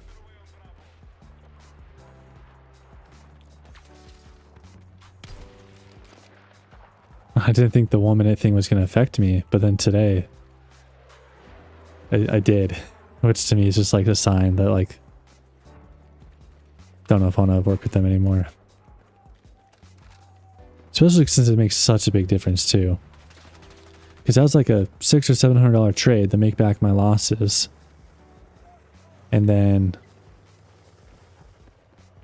it like doesn't even matter. And now instead of being $1,000 of drawdown left, I only have like 400 left. Even after winning a trade. So you'd love to see it.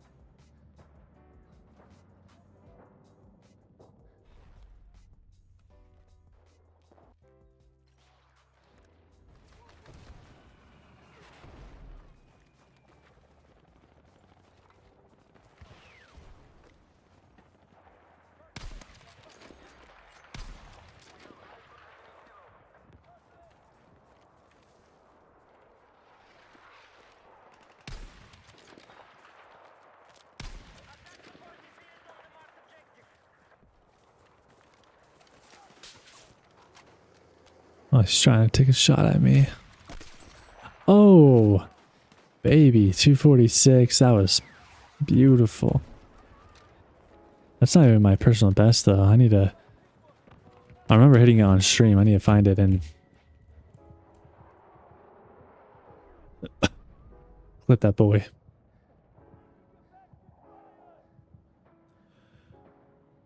Oh, you get the CPT, you can run up a bag very quickly. Yeah, that would be the goal. Especially if I can lock in my trading and just... I mean, yeah, just look for like that one good trade a day, I think is kind of the goal. Cut myself off after like maybe 3 losses. No more mistakes. And just do what I was doing the last month. I mean, I think December Oh, they're both decoys. I thought only one of them was.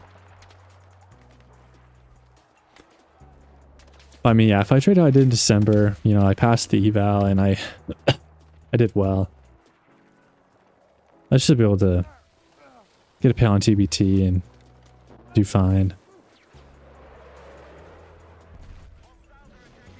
And then, yeah, with the pay R2, couple bags, I definitely would be a lot more motivated. And I'd be able to kind of sustain trading and keep reinvesting for a bit longer for sure. Like I said, I'll probably still try and find a way to keep trading or streaming when and if I can. I just don't know exactly how that would work. Unless I just stream for like a couple hours in the evening during Asia. Dang, I suck.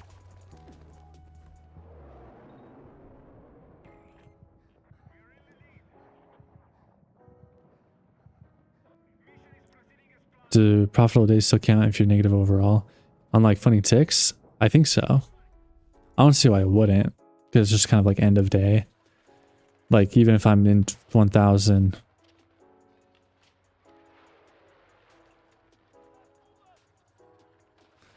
Like $1,000 of drawdown. If I had like a $200 winning day today or whatever. It should still count as one of my 6 days.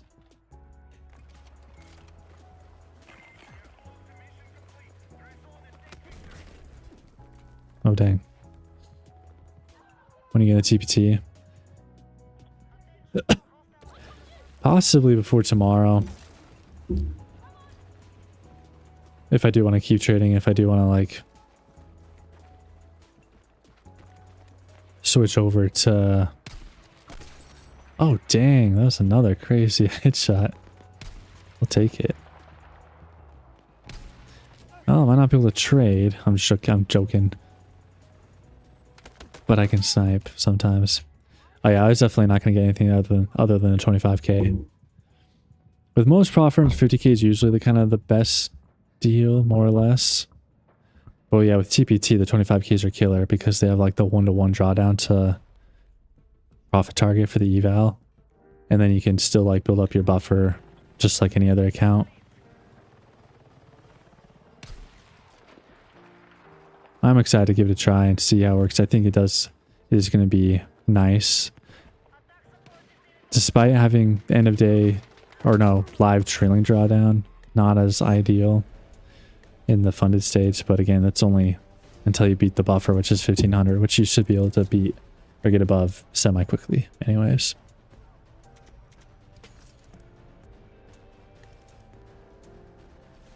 It's probably like what I'll do, but honestly, if I get a TPT and I end up just blowing it,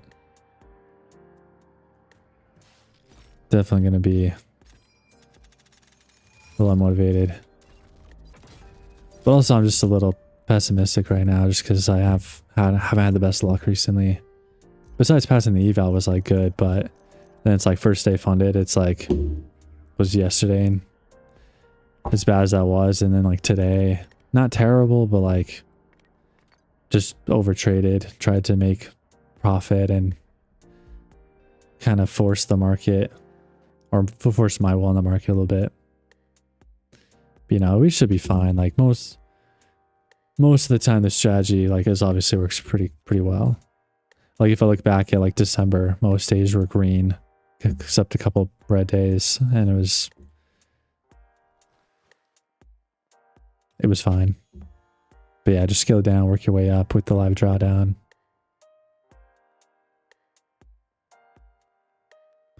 That's true. I did forget, like, last week, like, again, like, I went and spent time with my girlfriend and, like, it was good. And I didn't want to, like, bring a laptop and try and trade and anything. Because, like, I can trade on my laptop with Tradeovate, but I don't have, like, NinjaTrader or my indicators that let me do, like, the auto break even. Well, not break even, but, like, how I automatically, like, move my stop loss to exactly a quarter of my risk, or a third. I mean, anyway, it's just little inconvenience things. And I thought for sure, I was like, oh yeah, Wednesday won't be that good because it's New Year's Eve. But it actually was not bad. Friday, I wasn't sure if it'd be good or bad, but it turned out to be, like, really good with, like, the shorts. So again, lots of like, oh, woulda, coulda, shoulda, you know, which is, it's always unfortunate. But I mean, that is kind of how trading works. And that's why, like, I do try and trade every single day, because I just know, like, the law of, like, probability, and, like, with trading, it's so important, because if you do miss a winning day, it really can mess up with, like, your drawdown and everything. Because yeah, if I traded last week, I probably would have been up $1,000 or more, and then unfortunately I still might have blown the account if I did lose as much as I did today and yesterday, just because of the drawdown, regardless of profits. Because I don't think I would have been above the buffer yet for the drawdown.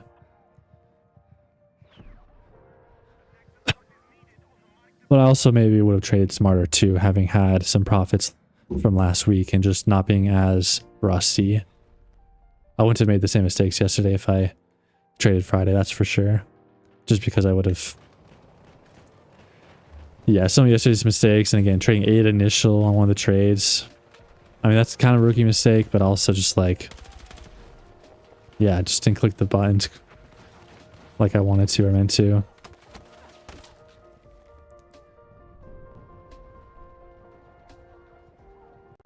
Right, still need 5 more days to get a payout. But I definitely probably would have traded better this week if I did that as well, and would have eventually gotten a payout in like a week or two, but...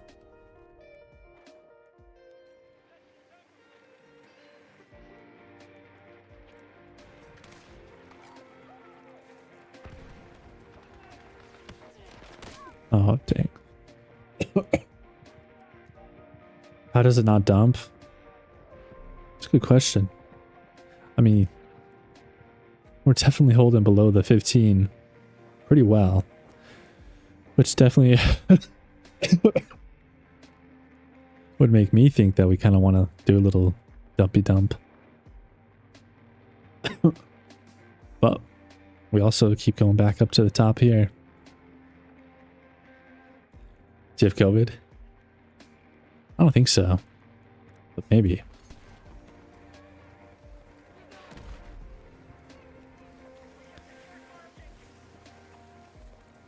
Definitely have some sort of cough, and I was pretty sick the last 2 weeks. But I'm getting over it. So that's why I'm back streaming. Also, Angel and SR34, thank you for the follows. Appreciate it. Yeah, I see some TikToks about like some new like neurovirus or some thing that they were calling it. It's going around, and like everyone was kind of talking about it. And just like all the posts had like hundreds of thousands of likes. It's like, has anyone else just been like really sick? Like recently they described like the symptoms, and a lot of people were kind of saying like the same thing, and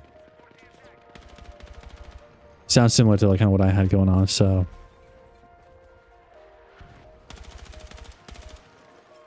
would not be surprised if there's some new little thing going around.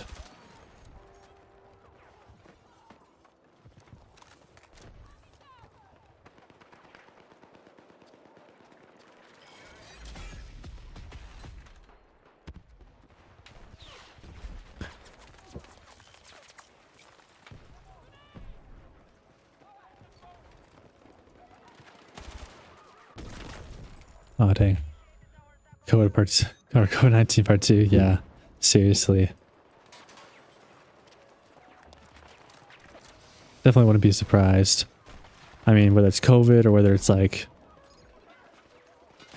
war or something else, like I wouldn't be surprised if we see a little recession or something, kind of like we had in 2022. Cannot fight that.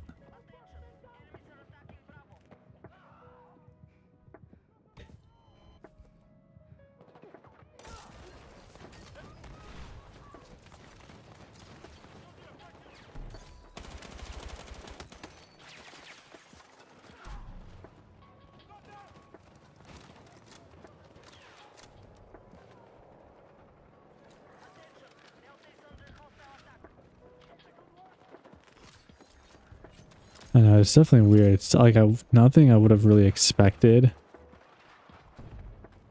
Especially like the way that I was trading last year with like not quite a V algo, but just like again like kind of like the reversal algo where you make the lower low and then you like finally break the trend with like a higher high, you retrace into like a fair value gap or an EMA, and then bam, you get a reversal, like a pretty, not like maybe a full reversal, but like a little decent move reversal that you can catch to go 1 to 1 or 1 to 2 on. And last year that was definitely like either the algo or just like kind of how the charts were moving. I took advantage of it, but now it's just like straight V's. It's like the new default.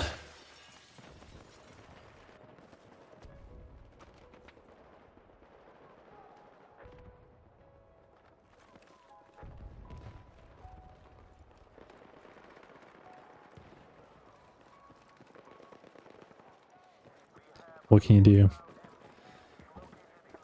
Trading it's great. It's a lot of fun. It's been a fun journey.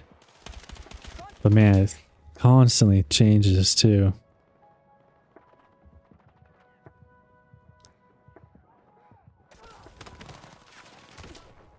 Yeah, I had to aim for your algo. Never heard of such things. Seriously, like I wonder like like are we just seeing like a larger time frame like change compared to like normal? I don't know if that like makes sense. But if we look at like the past 15 years where trading has kind of gone up and become more of like a consumer level thing. Like we've seen all these trends and all these strategies and things that have worked for 10, 15 years.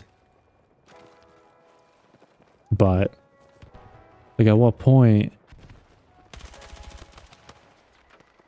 That was weird. I feel like I should have killed him, but then the netcode kind of like was weird.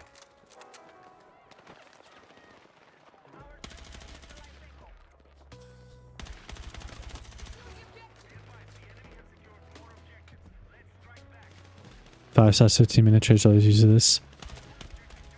And that's something, again, kind of going with my point, like that's something I would agree with. But at the same time, like with kind of that little theory that like, okay, like yes, that's been working, has worked for 15, 20 years.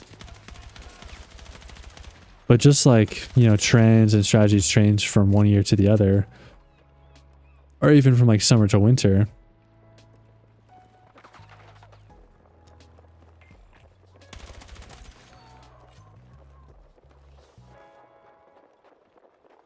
You know, at what point might that change on like the larger like 20-year or 40-year perspective? The anti-algo rhetoric is crazy. You never know.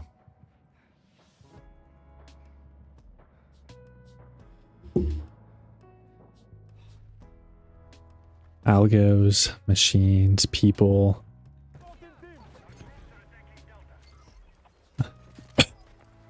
I mean, it's hard to imagine algos aren't kind of the leading drive in the market now, just because like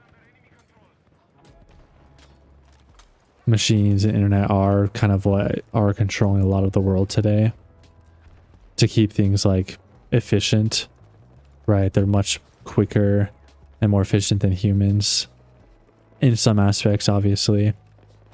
Not even necessarily trading, but like it's still going to affect trading.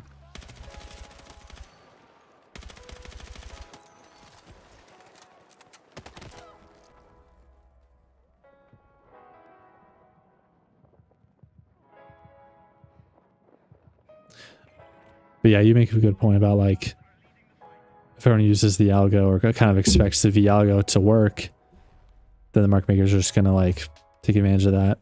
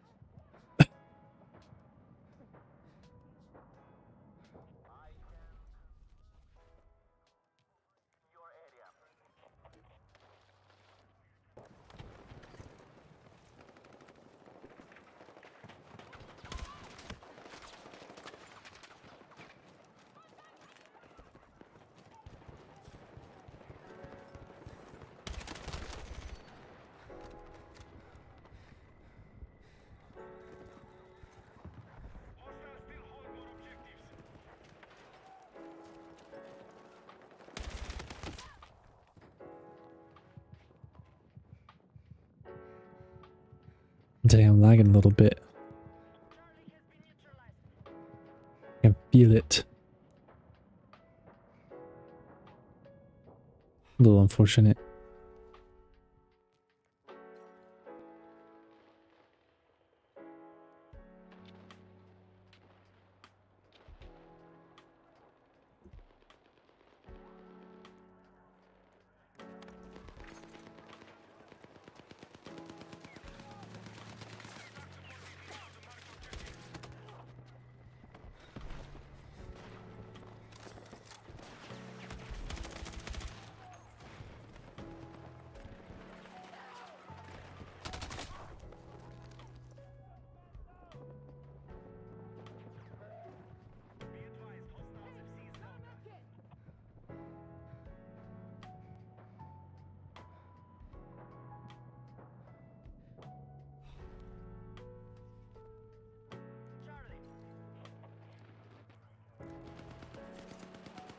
Damn, my teammate's getting cooked.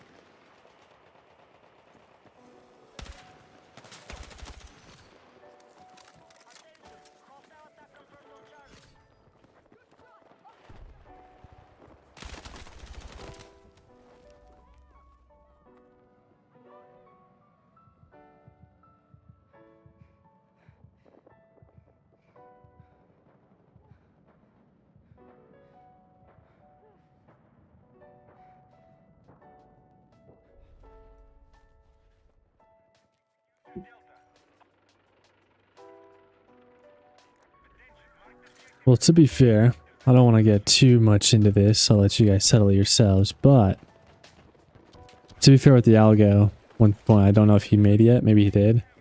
But it's hands off. Like, one trade is great compared to 40. But if I don't have to touch the computer at all, for one, like if I can just let the algo do its thing, and I don't have to like make any decisions, and I just trust that it works, then that's a lot. I'd say that might be better than taking like one trade where you really have to like put a lot of decision, a lot of, you know, analysis into. Whereas the algo, you just like let it run. Let it do its thing. And then you just come back at the end of the day, and if you're green, then like, that's pretty nice. There's definitely some value in that.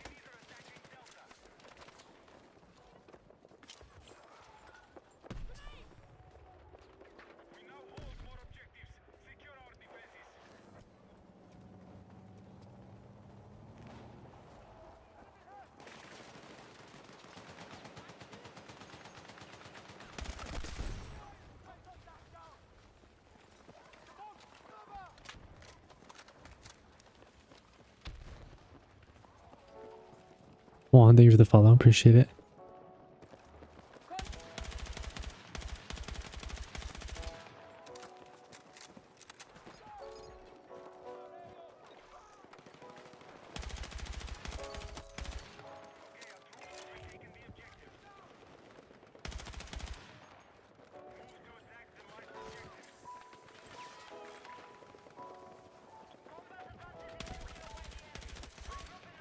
Hey, chat, we might actually come back and win this game. The team's locking in.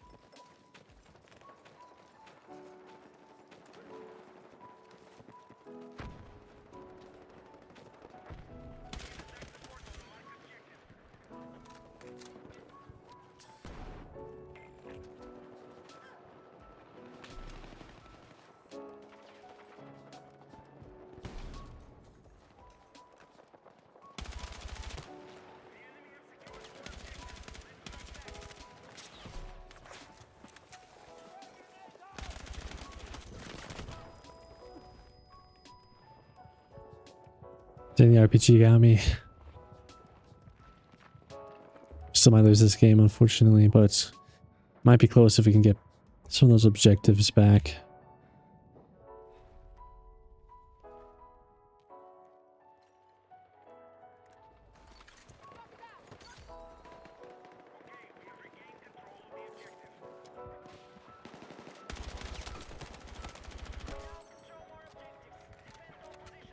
Close one. Dang it.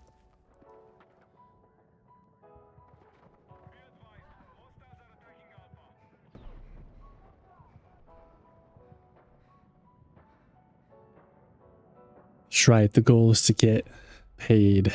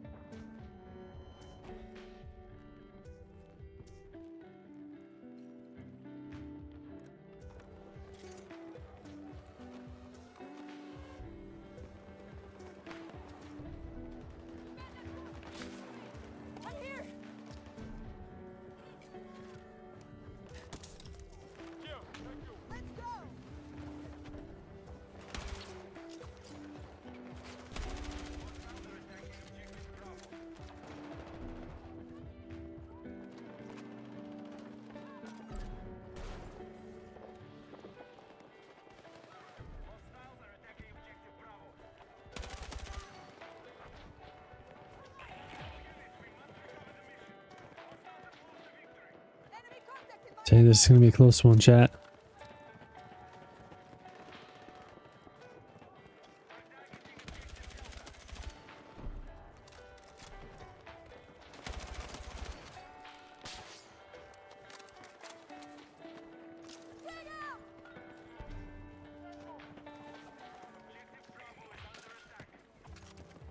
We've taken the lead.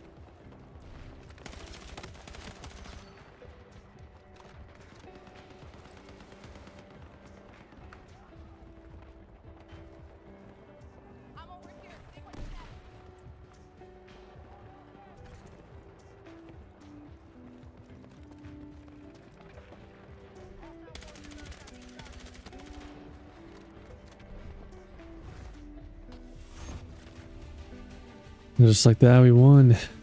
That's a good game. Close one. Comeback right at the end.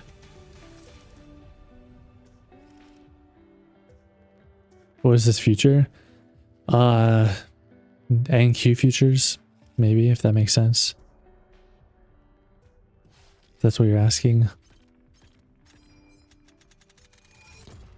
Oh yeah, what are you trading on? Yeah, this is Ninja Trader, the platform, and then I'm trading NQ futures.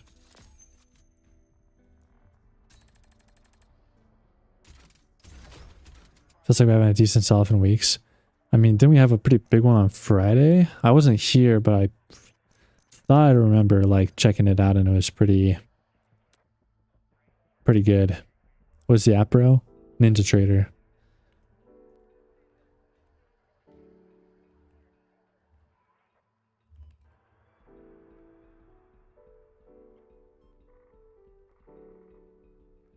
You trade? Yeah, I'm in a trade right now.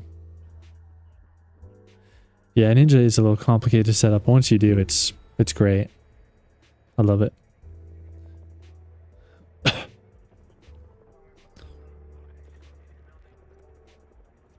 if you don't like how complicated it is, then like you can use Trade of 8 and it's a little simpler. And it's pretty similar in some ways. It just doesn't have as much options. And that's kind of the sacrifice you make for complicated, is you have more options to like do it how you want.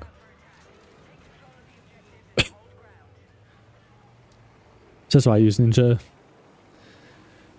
Figured out how to set it up and I like it. It looks good. Performs well. You just gotta get past that learning curve. But that's like all good things, so worth it.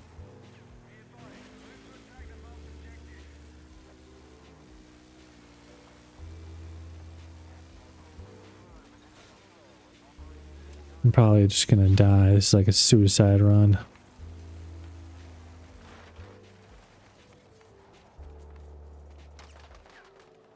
Yeah, literally a tank. Right here.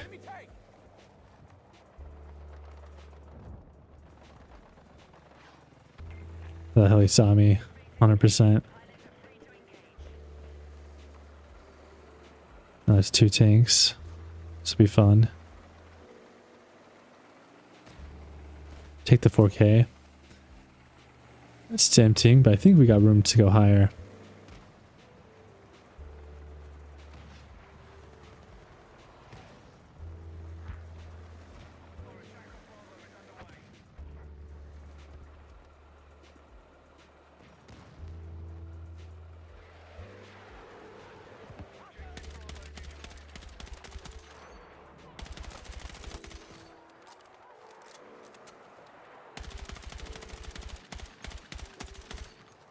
Well, 3 kills is worth this. If I die now, it's not the end of the world. 4 kills.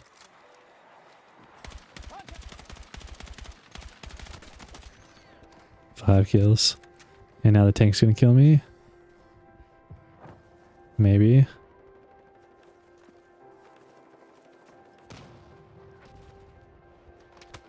Still a nice flank though. Take it.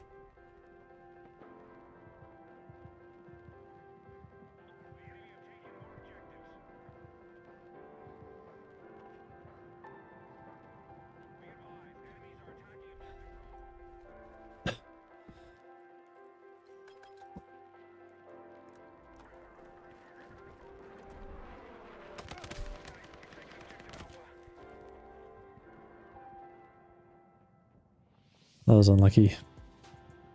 Spawned in the wrong spot.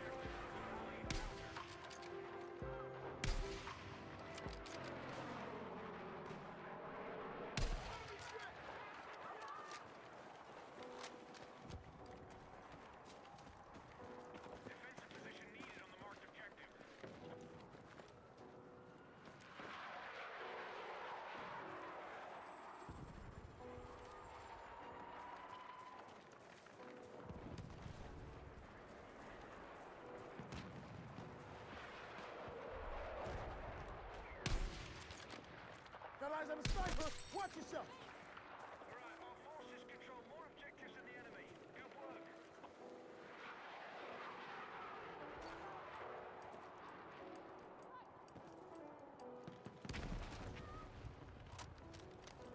Be advised, Bravo is under attack.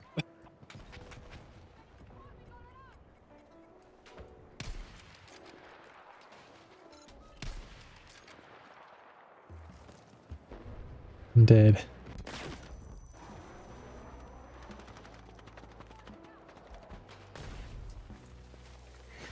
Need more teammates.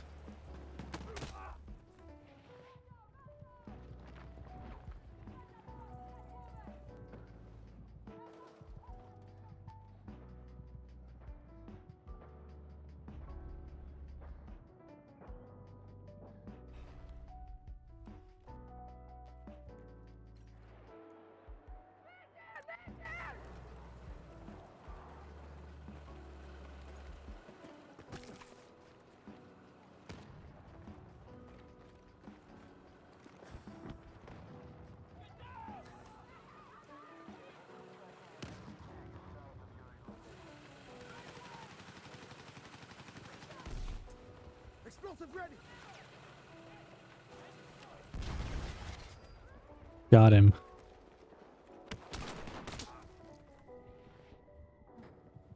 Vernon, thank you for the follow. Appreciate it.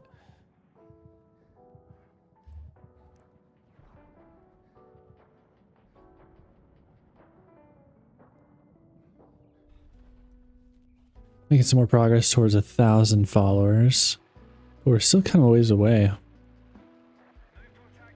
I was kind of hoping to hit it before New Year's, but yeah, we just kind of lost some momentum and didn't get there.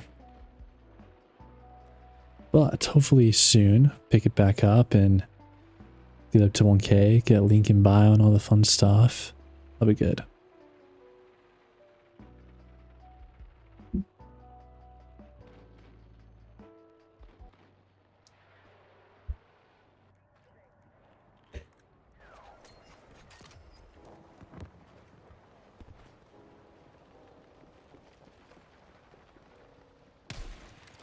Our forces have neutralized Delta.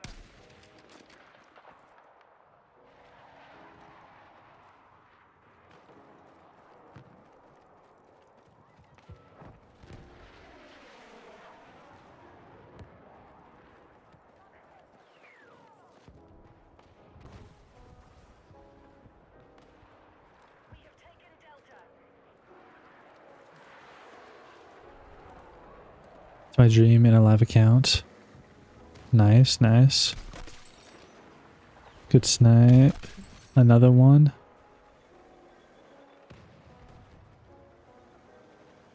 Yeah, we like that. Oh, that's not still my kill. Would have been nice.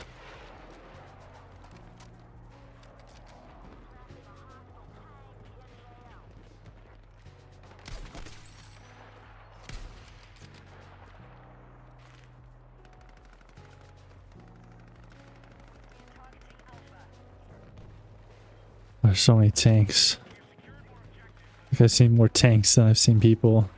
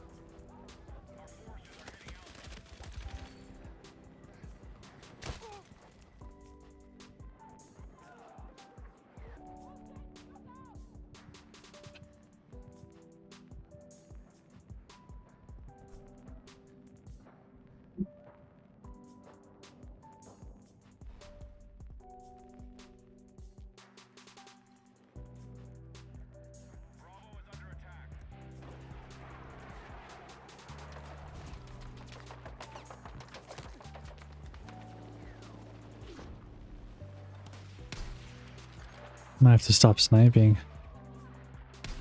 Every time I pull out the sniper, I just get kinged up on my tanks.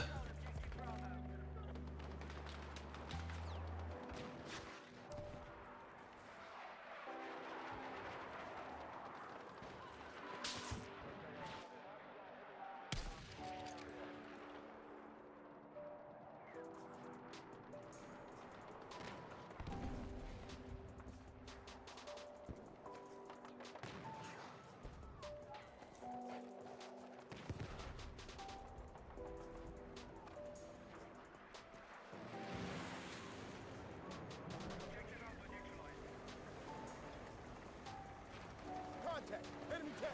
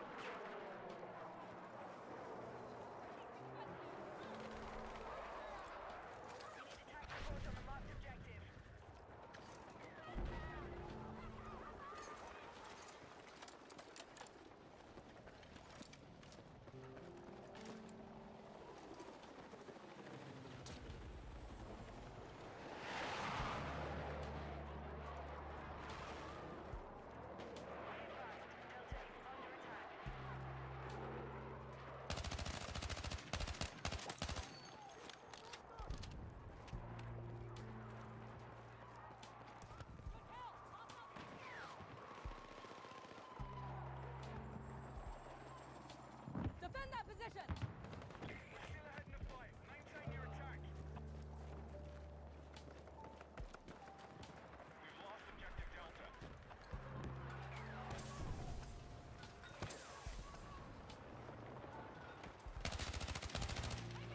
Viaga for the win. Seriously.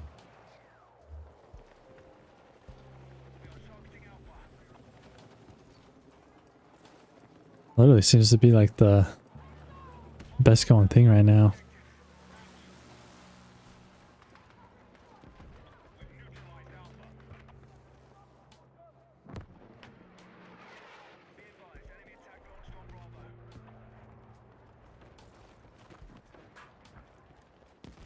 Alright, we have secured Alpha.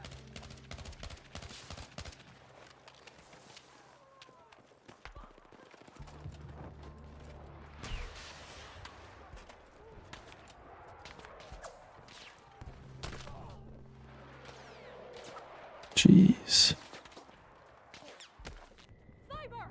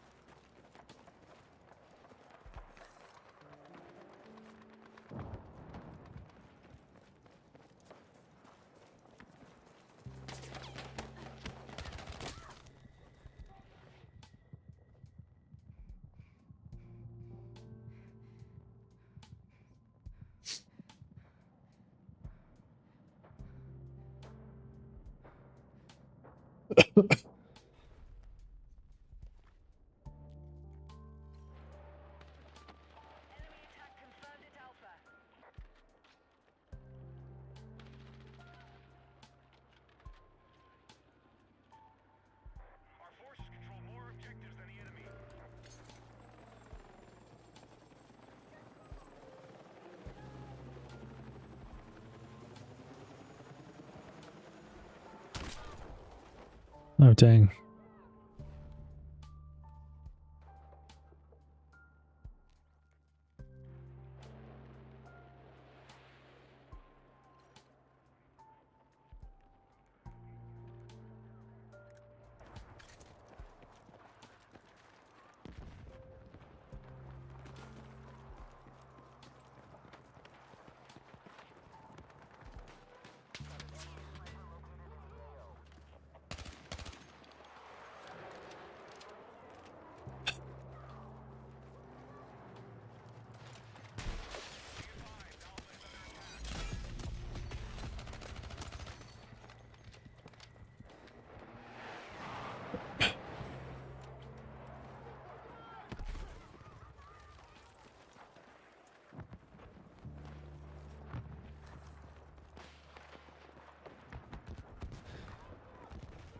I switched to engineer so I could blow up some tanks, but I haven't seen a single tank since.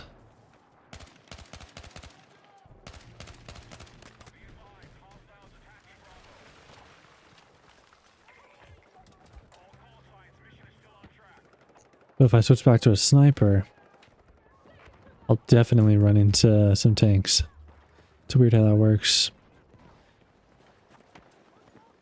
You'd love to see it, chat.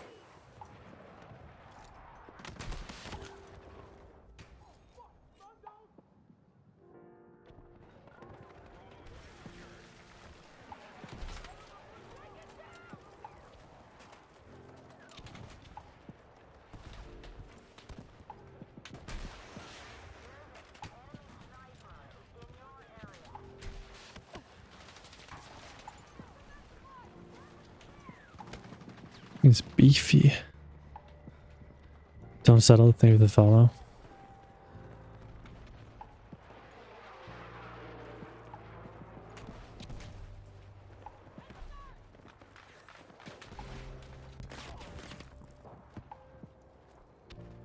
Oh, there's the tanks. Now that I'm out of rocket ammo.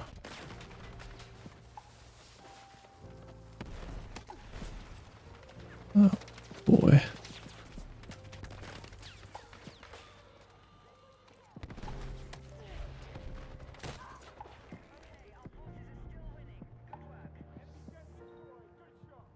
Dang, Bayer's still going crazy.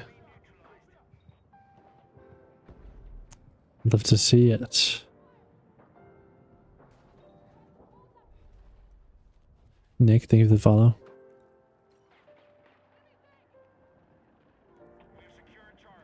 Victory is imminent. I kind of just want this game to be over, so hopefully we just take this and win. That'd be great.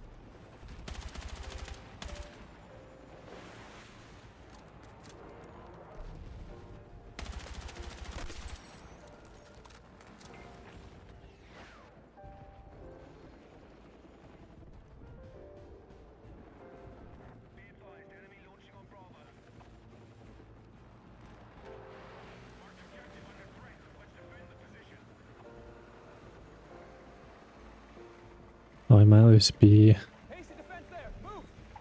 Maybe not. I think we're good. Yeah, we're chilling.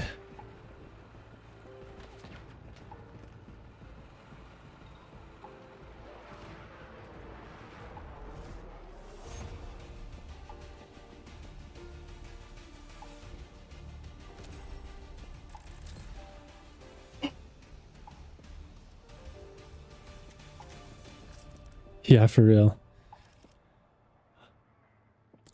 I think I still, like on one micro, I still could have made 500 bucks if I held it this long, which I don't know if I would have, but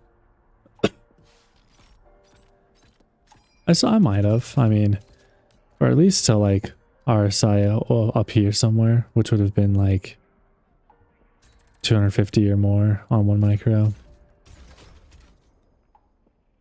Maybe you could have scaled in kind of up here off this breakout. I don't know. But, or if I held for a 5-minute RSI TP, we're almost there. Not quite there yet.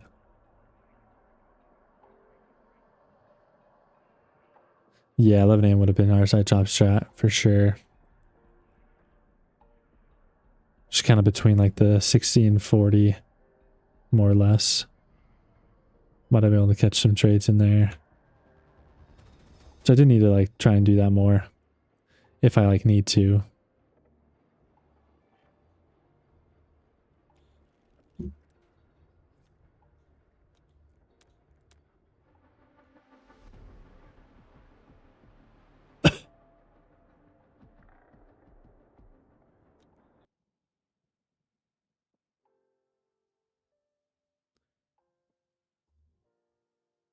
But Order filled. I think I'm gonna lock in 9K.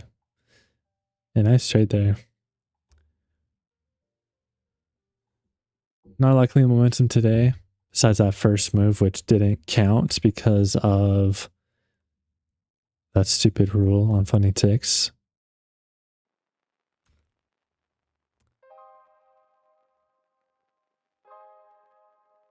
Still a little unfortunate, but probably gonna call it a day. Yeah, what's going on with funded for real. I know yesterday I just made some mistakes, a little rusty from like the week off. Why did my P&L go up? Oh, it just takes a sec to update. Just kidding, it's on a sim account. But I made it so now the sim account is being shown.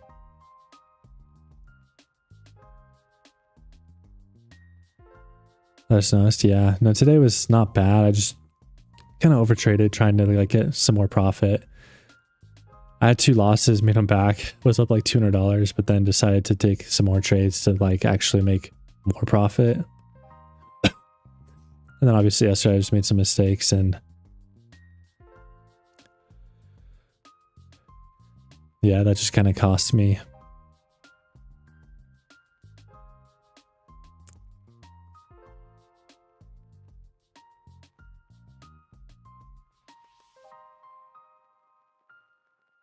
But this says funding ticks.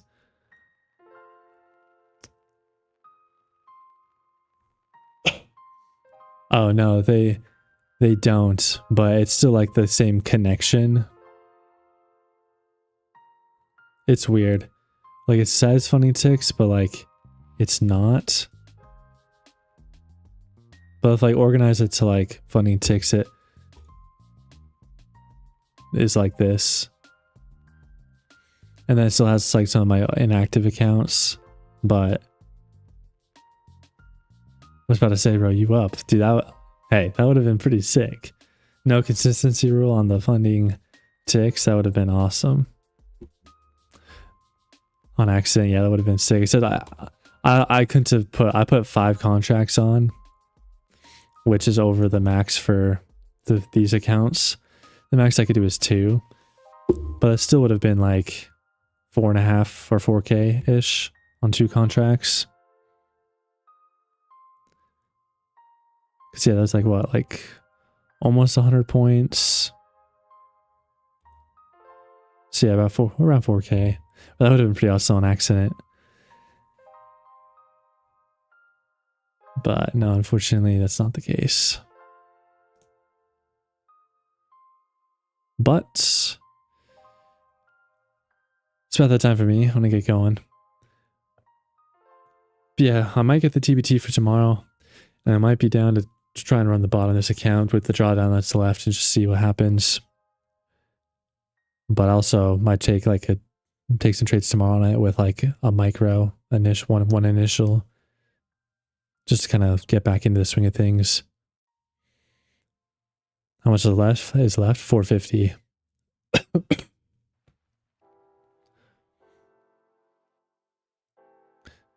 yeah, technically I'm down 1,000 today actually, because of the 1 minute thing. Not counting my profits from that winning trade. You said 1 micro? Yeah, probably for tomorrow. I guess I could do 2. That gives me like 4 trades. Because I'm risking about like $96 with 2 initial. But I might just do 1. Yeah, that's what I was thinking. Seems like the safer bet.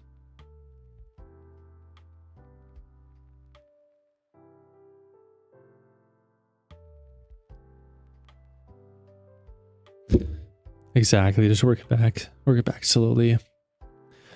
That's probably what I'll do, unless we do like when yeah, try and set that bot or whatever. Could be down at this point, like I said. Kind of lost motivation on this account, even though like I still could make it back. It's just gonna take a while. But obviously that's like the smart thing to do, and I'm kind of down for either one. But I'm gonna head out though, edit some videos, go eat some lunch. But thank you all for watching. Appreciate all the new followers and everything. Max size is 2 minis or 20 micros. And yeah, end of day drawdown. Besides like that 1 minute rule, which is kind of dumb. But yeah, end of day drawdown, 2,500 drawdown. So it's like good drawdown. But I'm still down to like 450 because of like all the dumb stuff today and yesterday. But yeah, I'll try and check the cord. I usually like try and just like, you know, step away from trading in general when I'm off the charts so I can focus on other stuff. But I'll try and remember to check the cord and message you about it. But I'll be back tomorrow, talk some more, figure some things out, and go on from there. Appreciate all the support as always. 90 followers today, thank you. Getting closer and closer to 1K. It's my next main goal. So I get that link in my bio and stuff. But yeah, if you enjoyed, give me a follow. Go check out my YouTube, subscribe for more.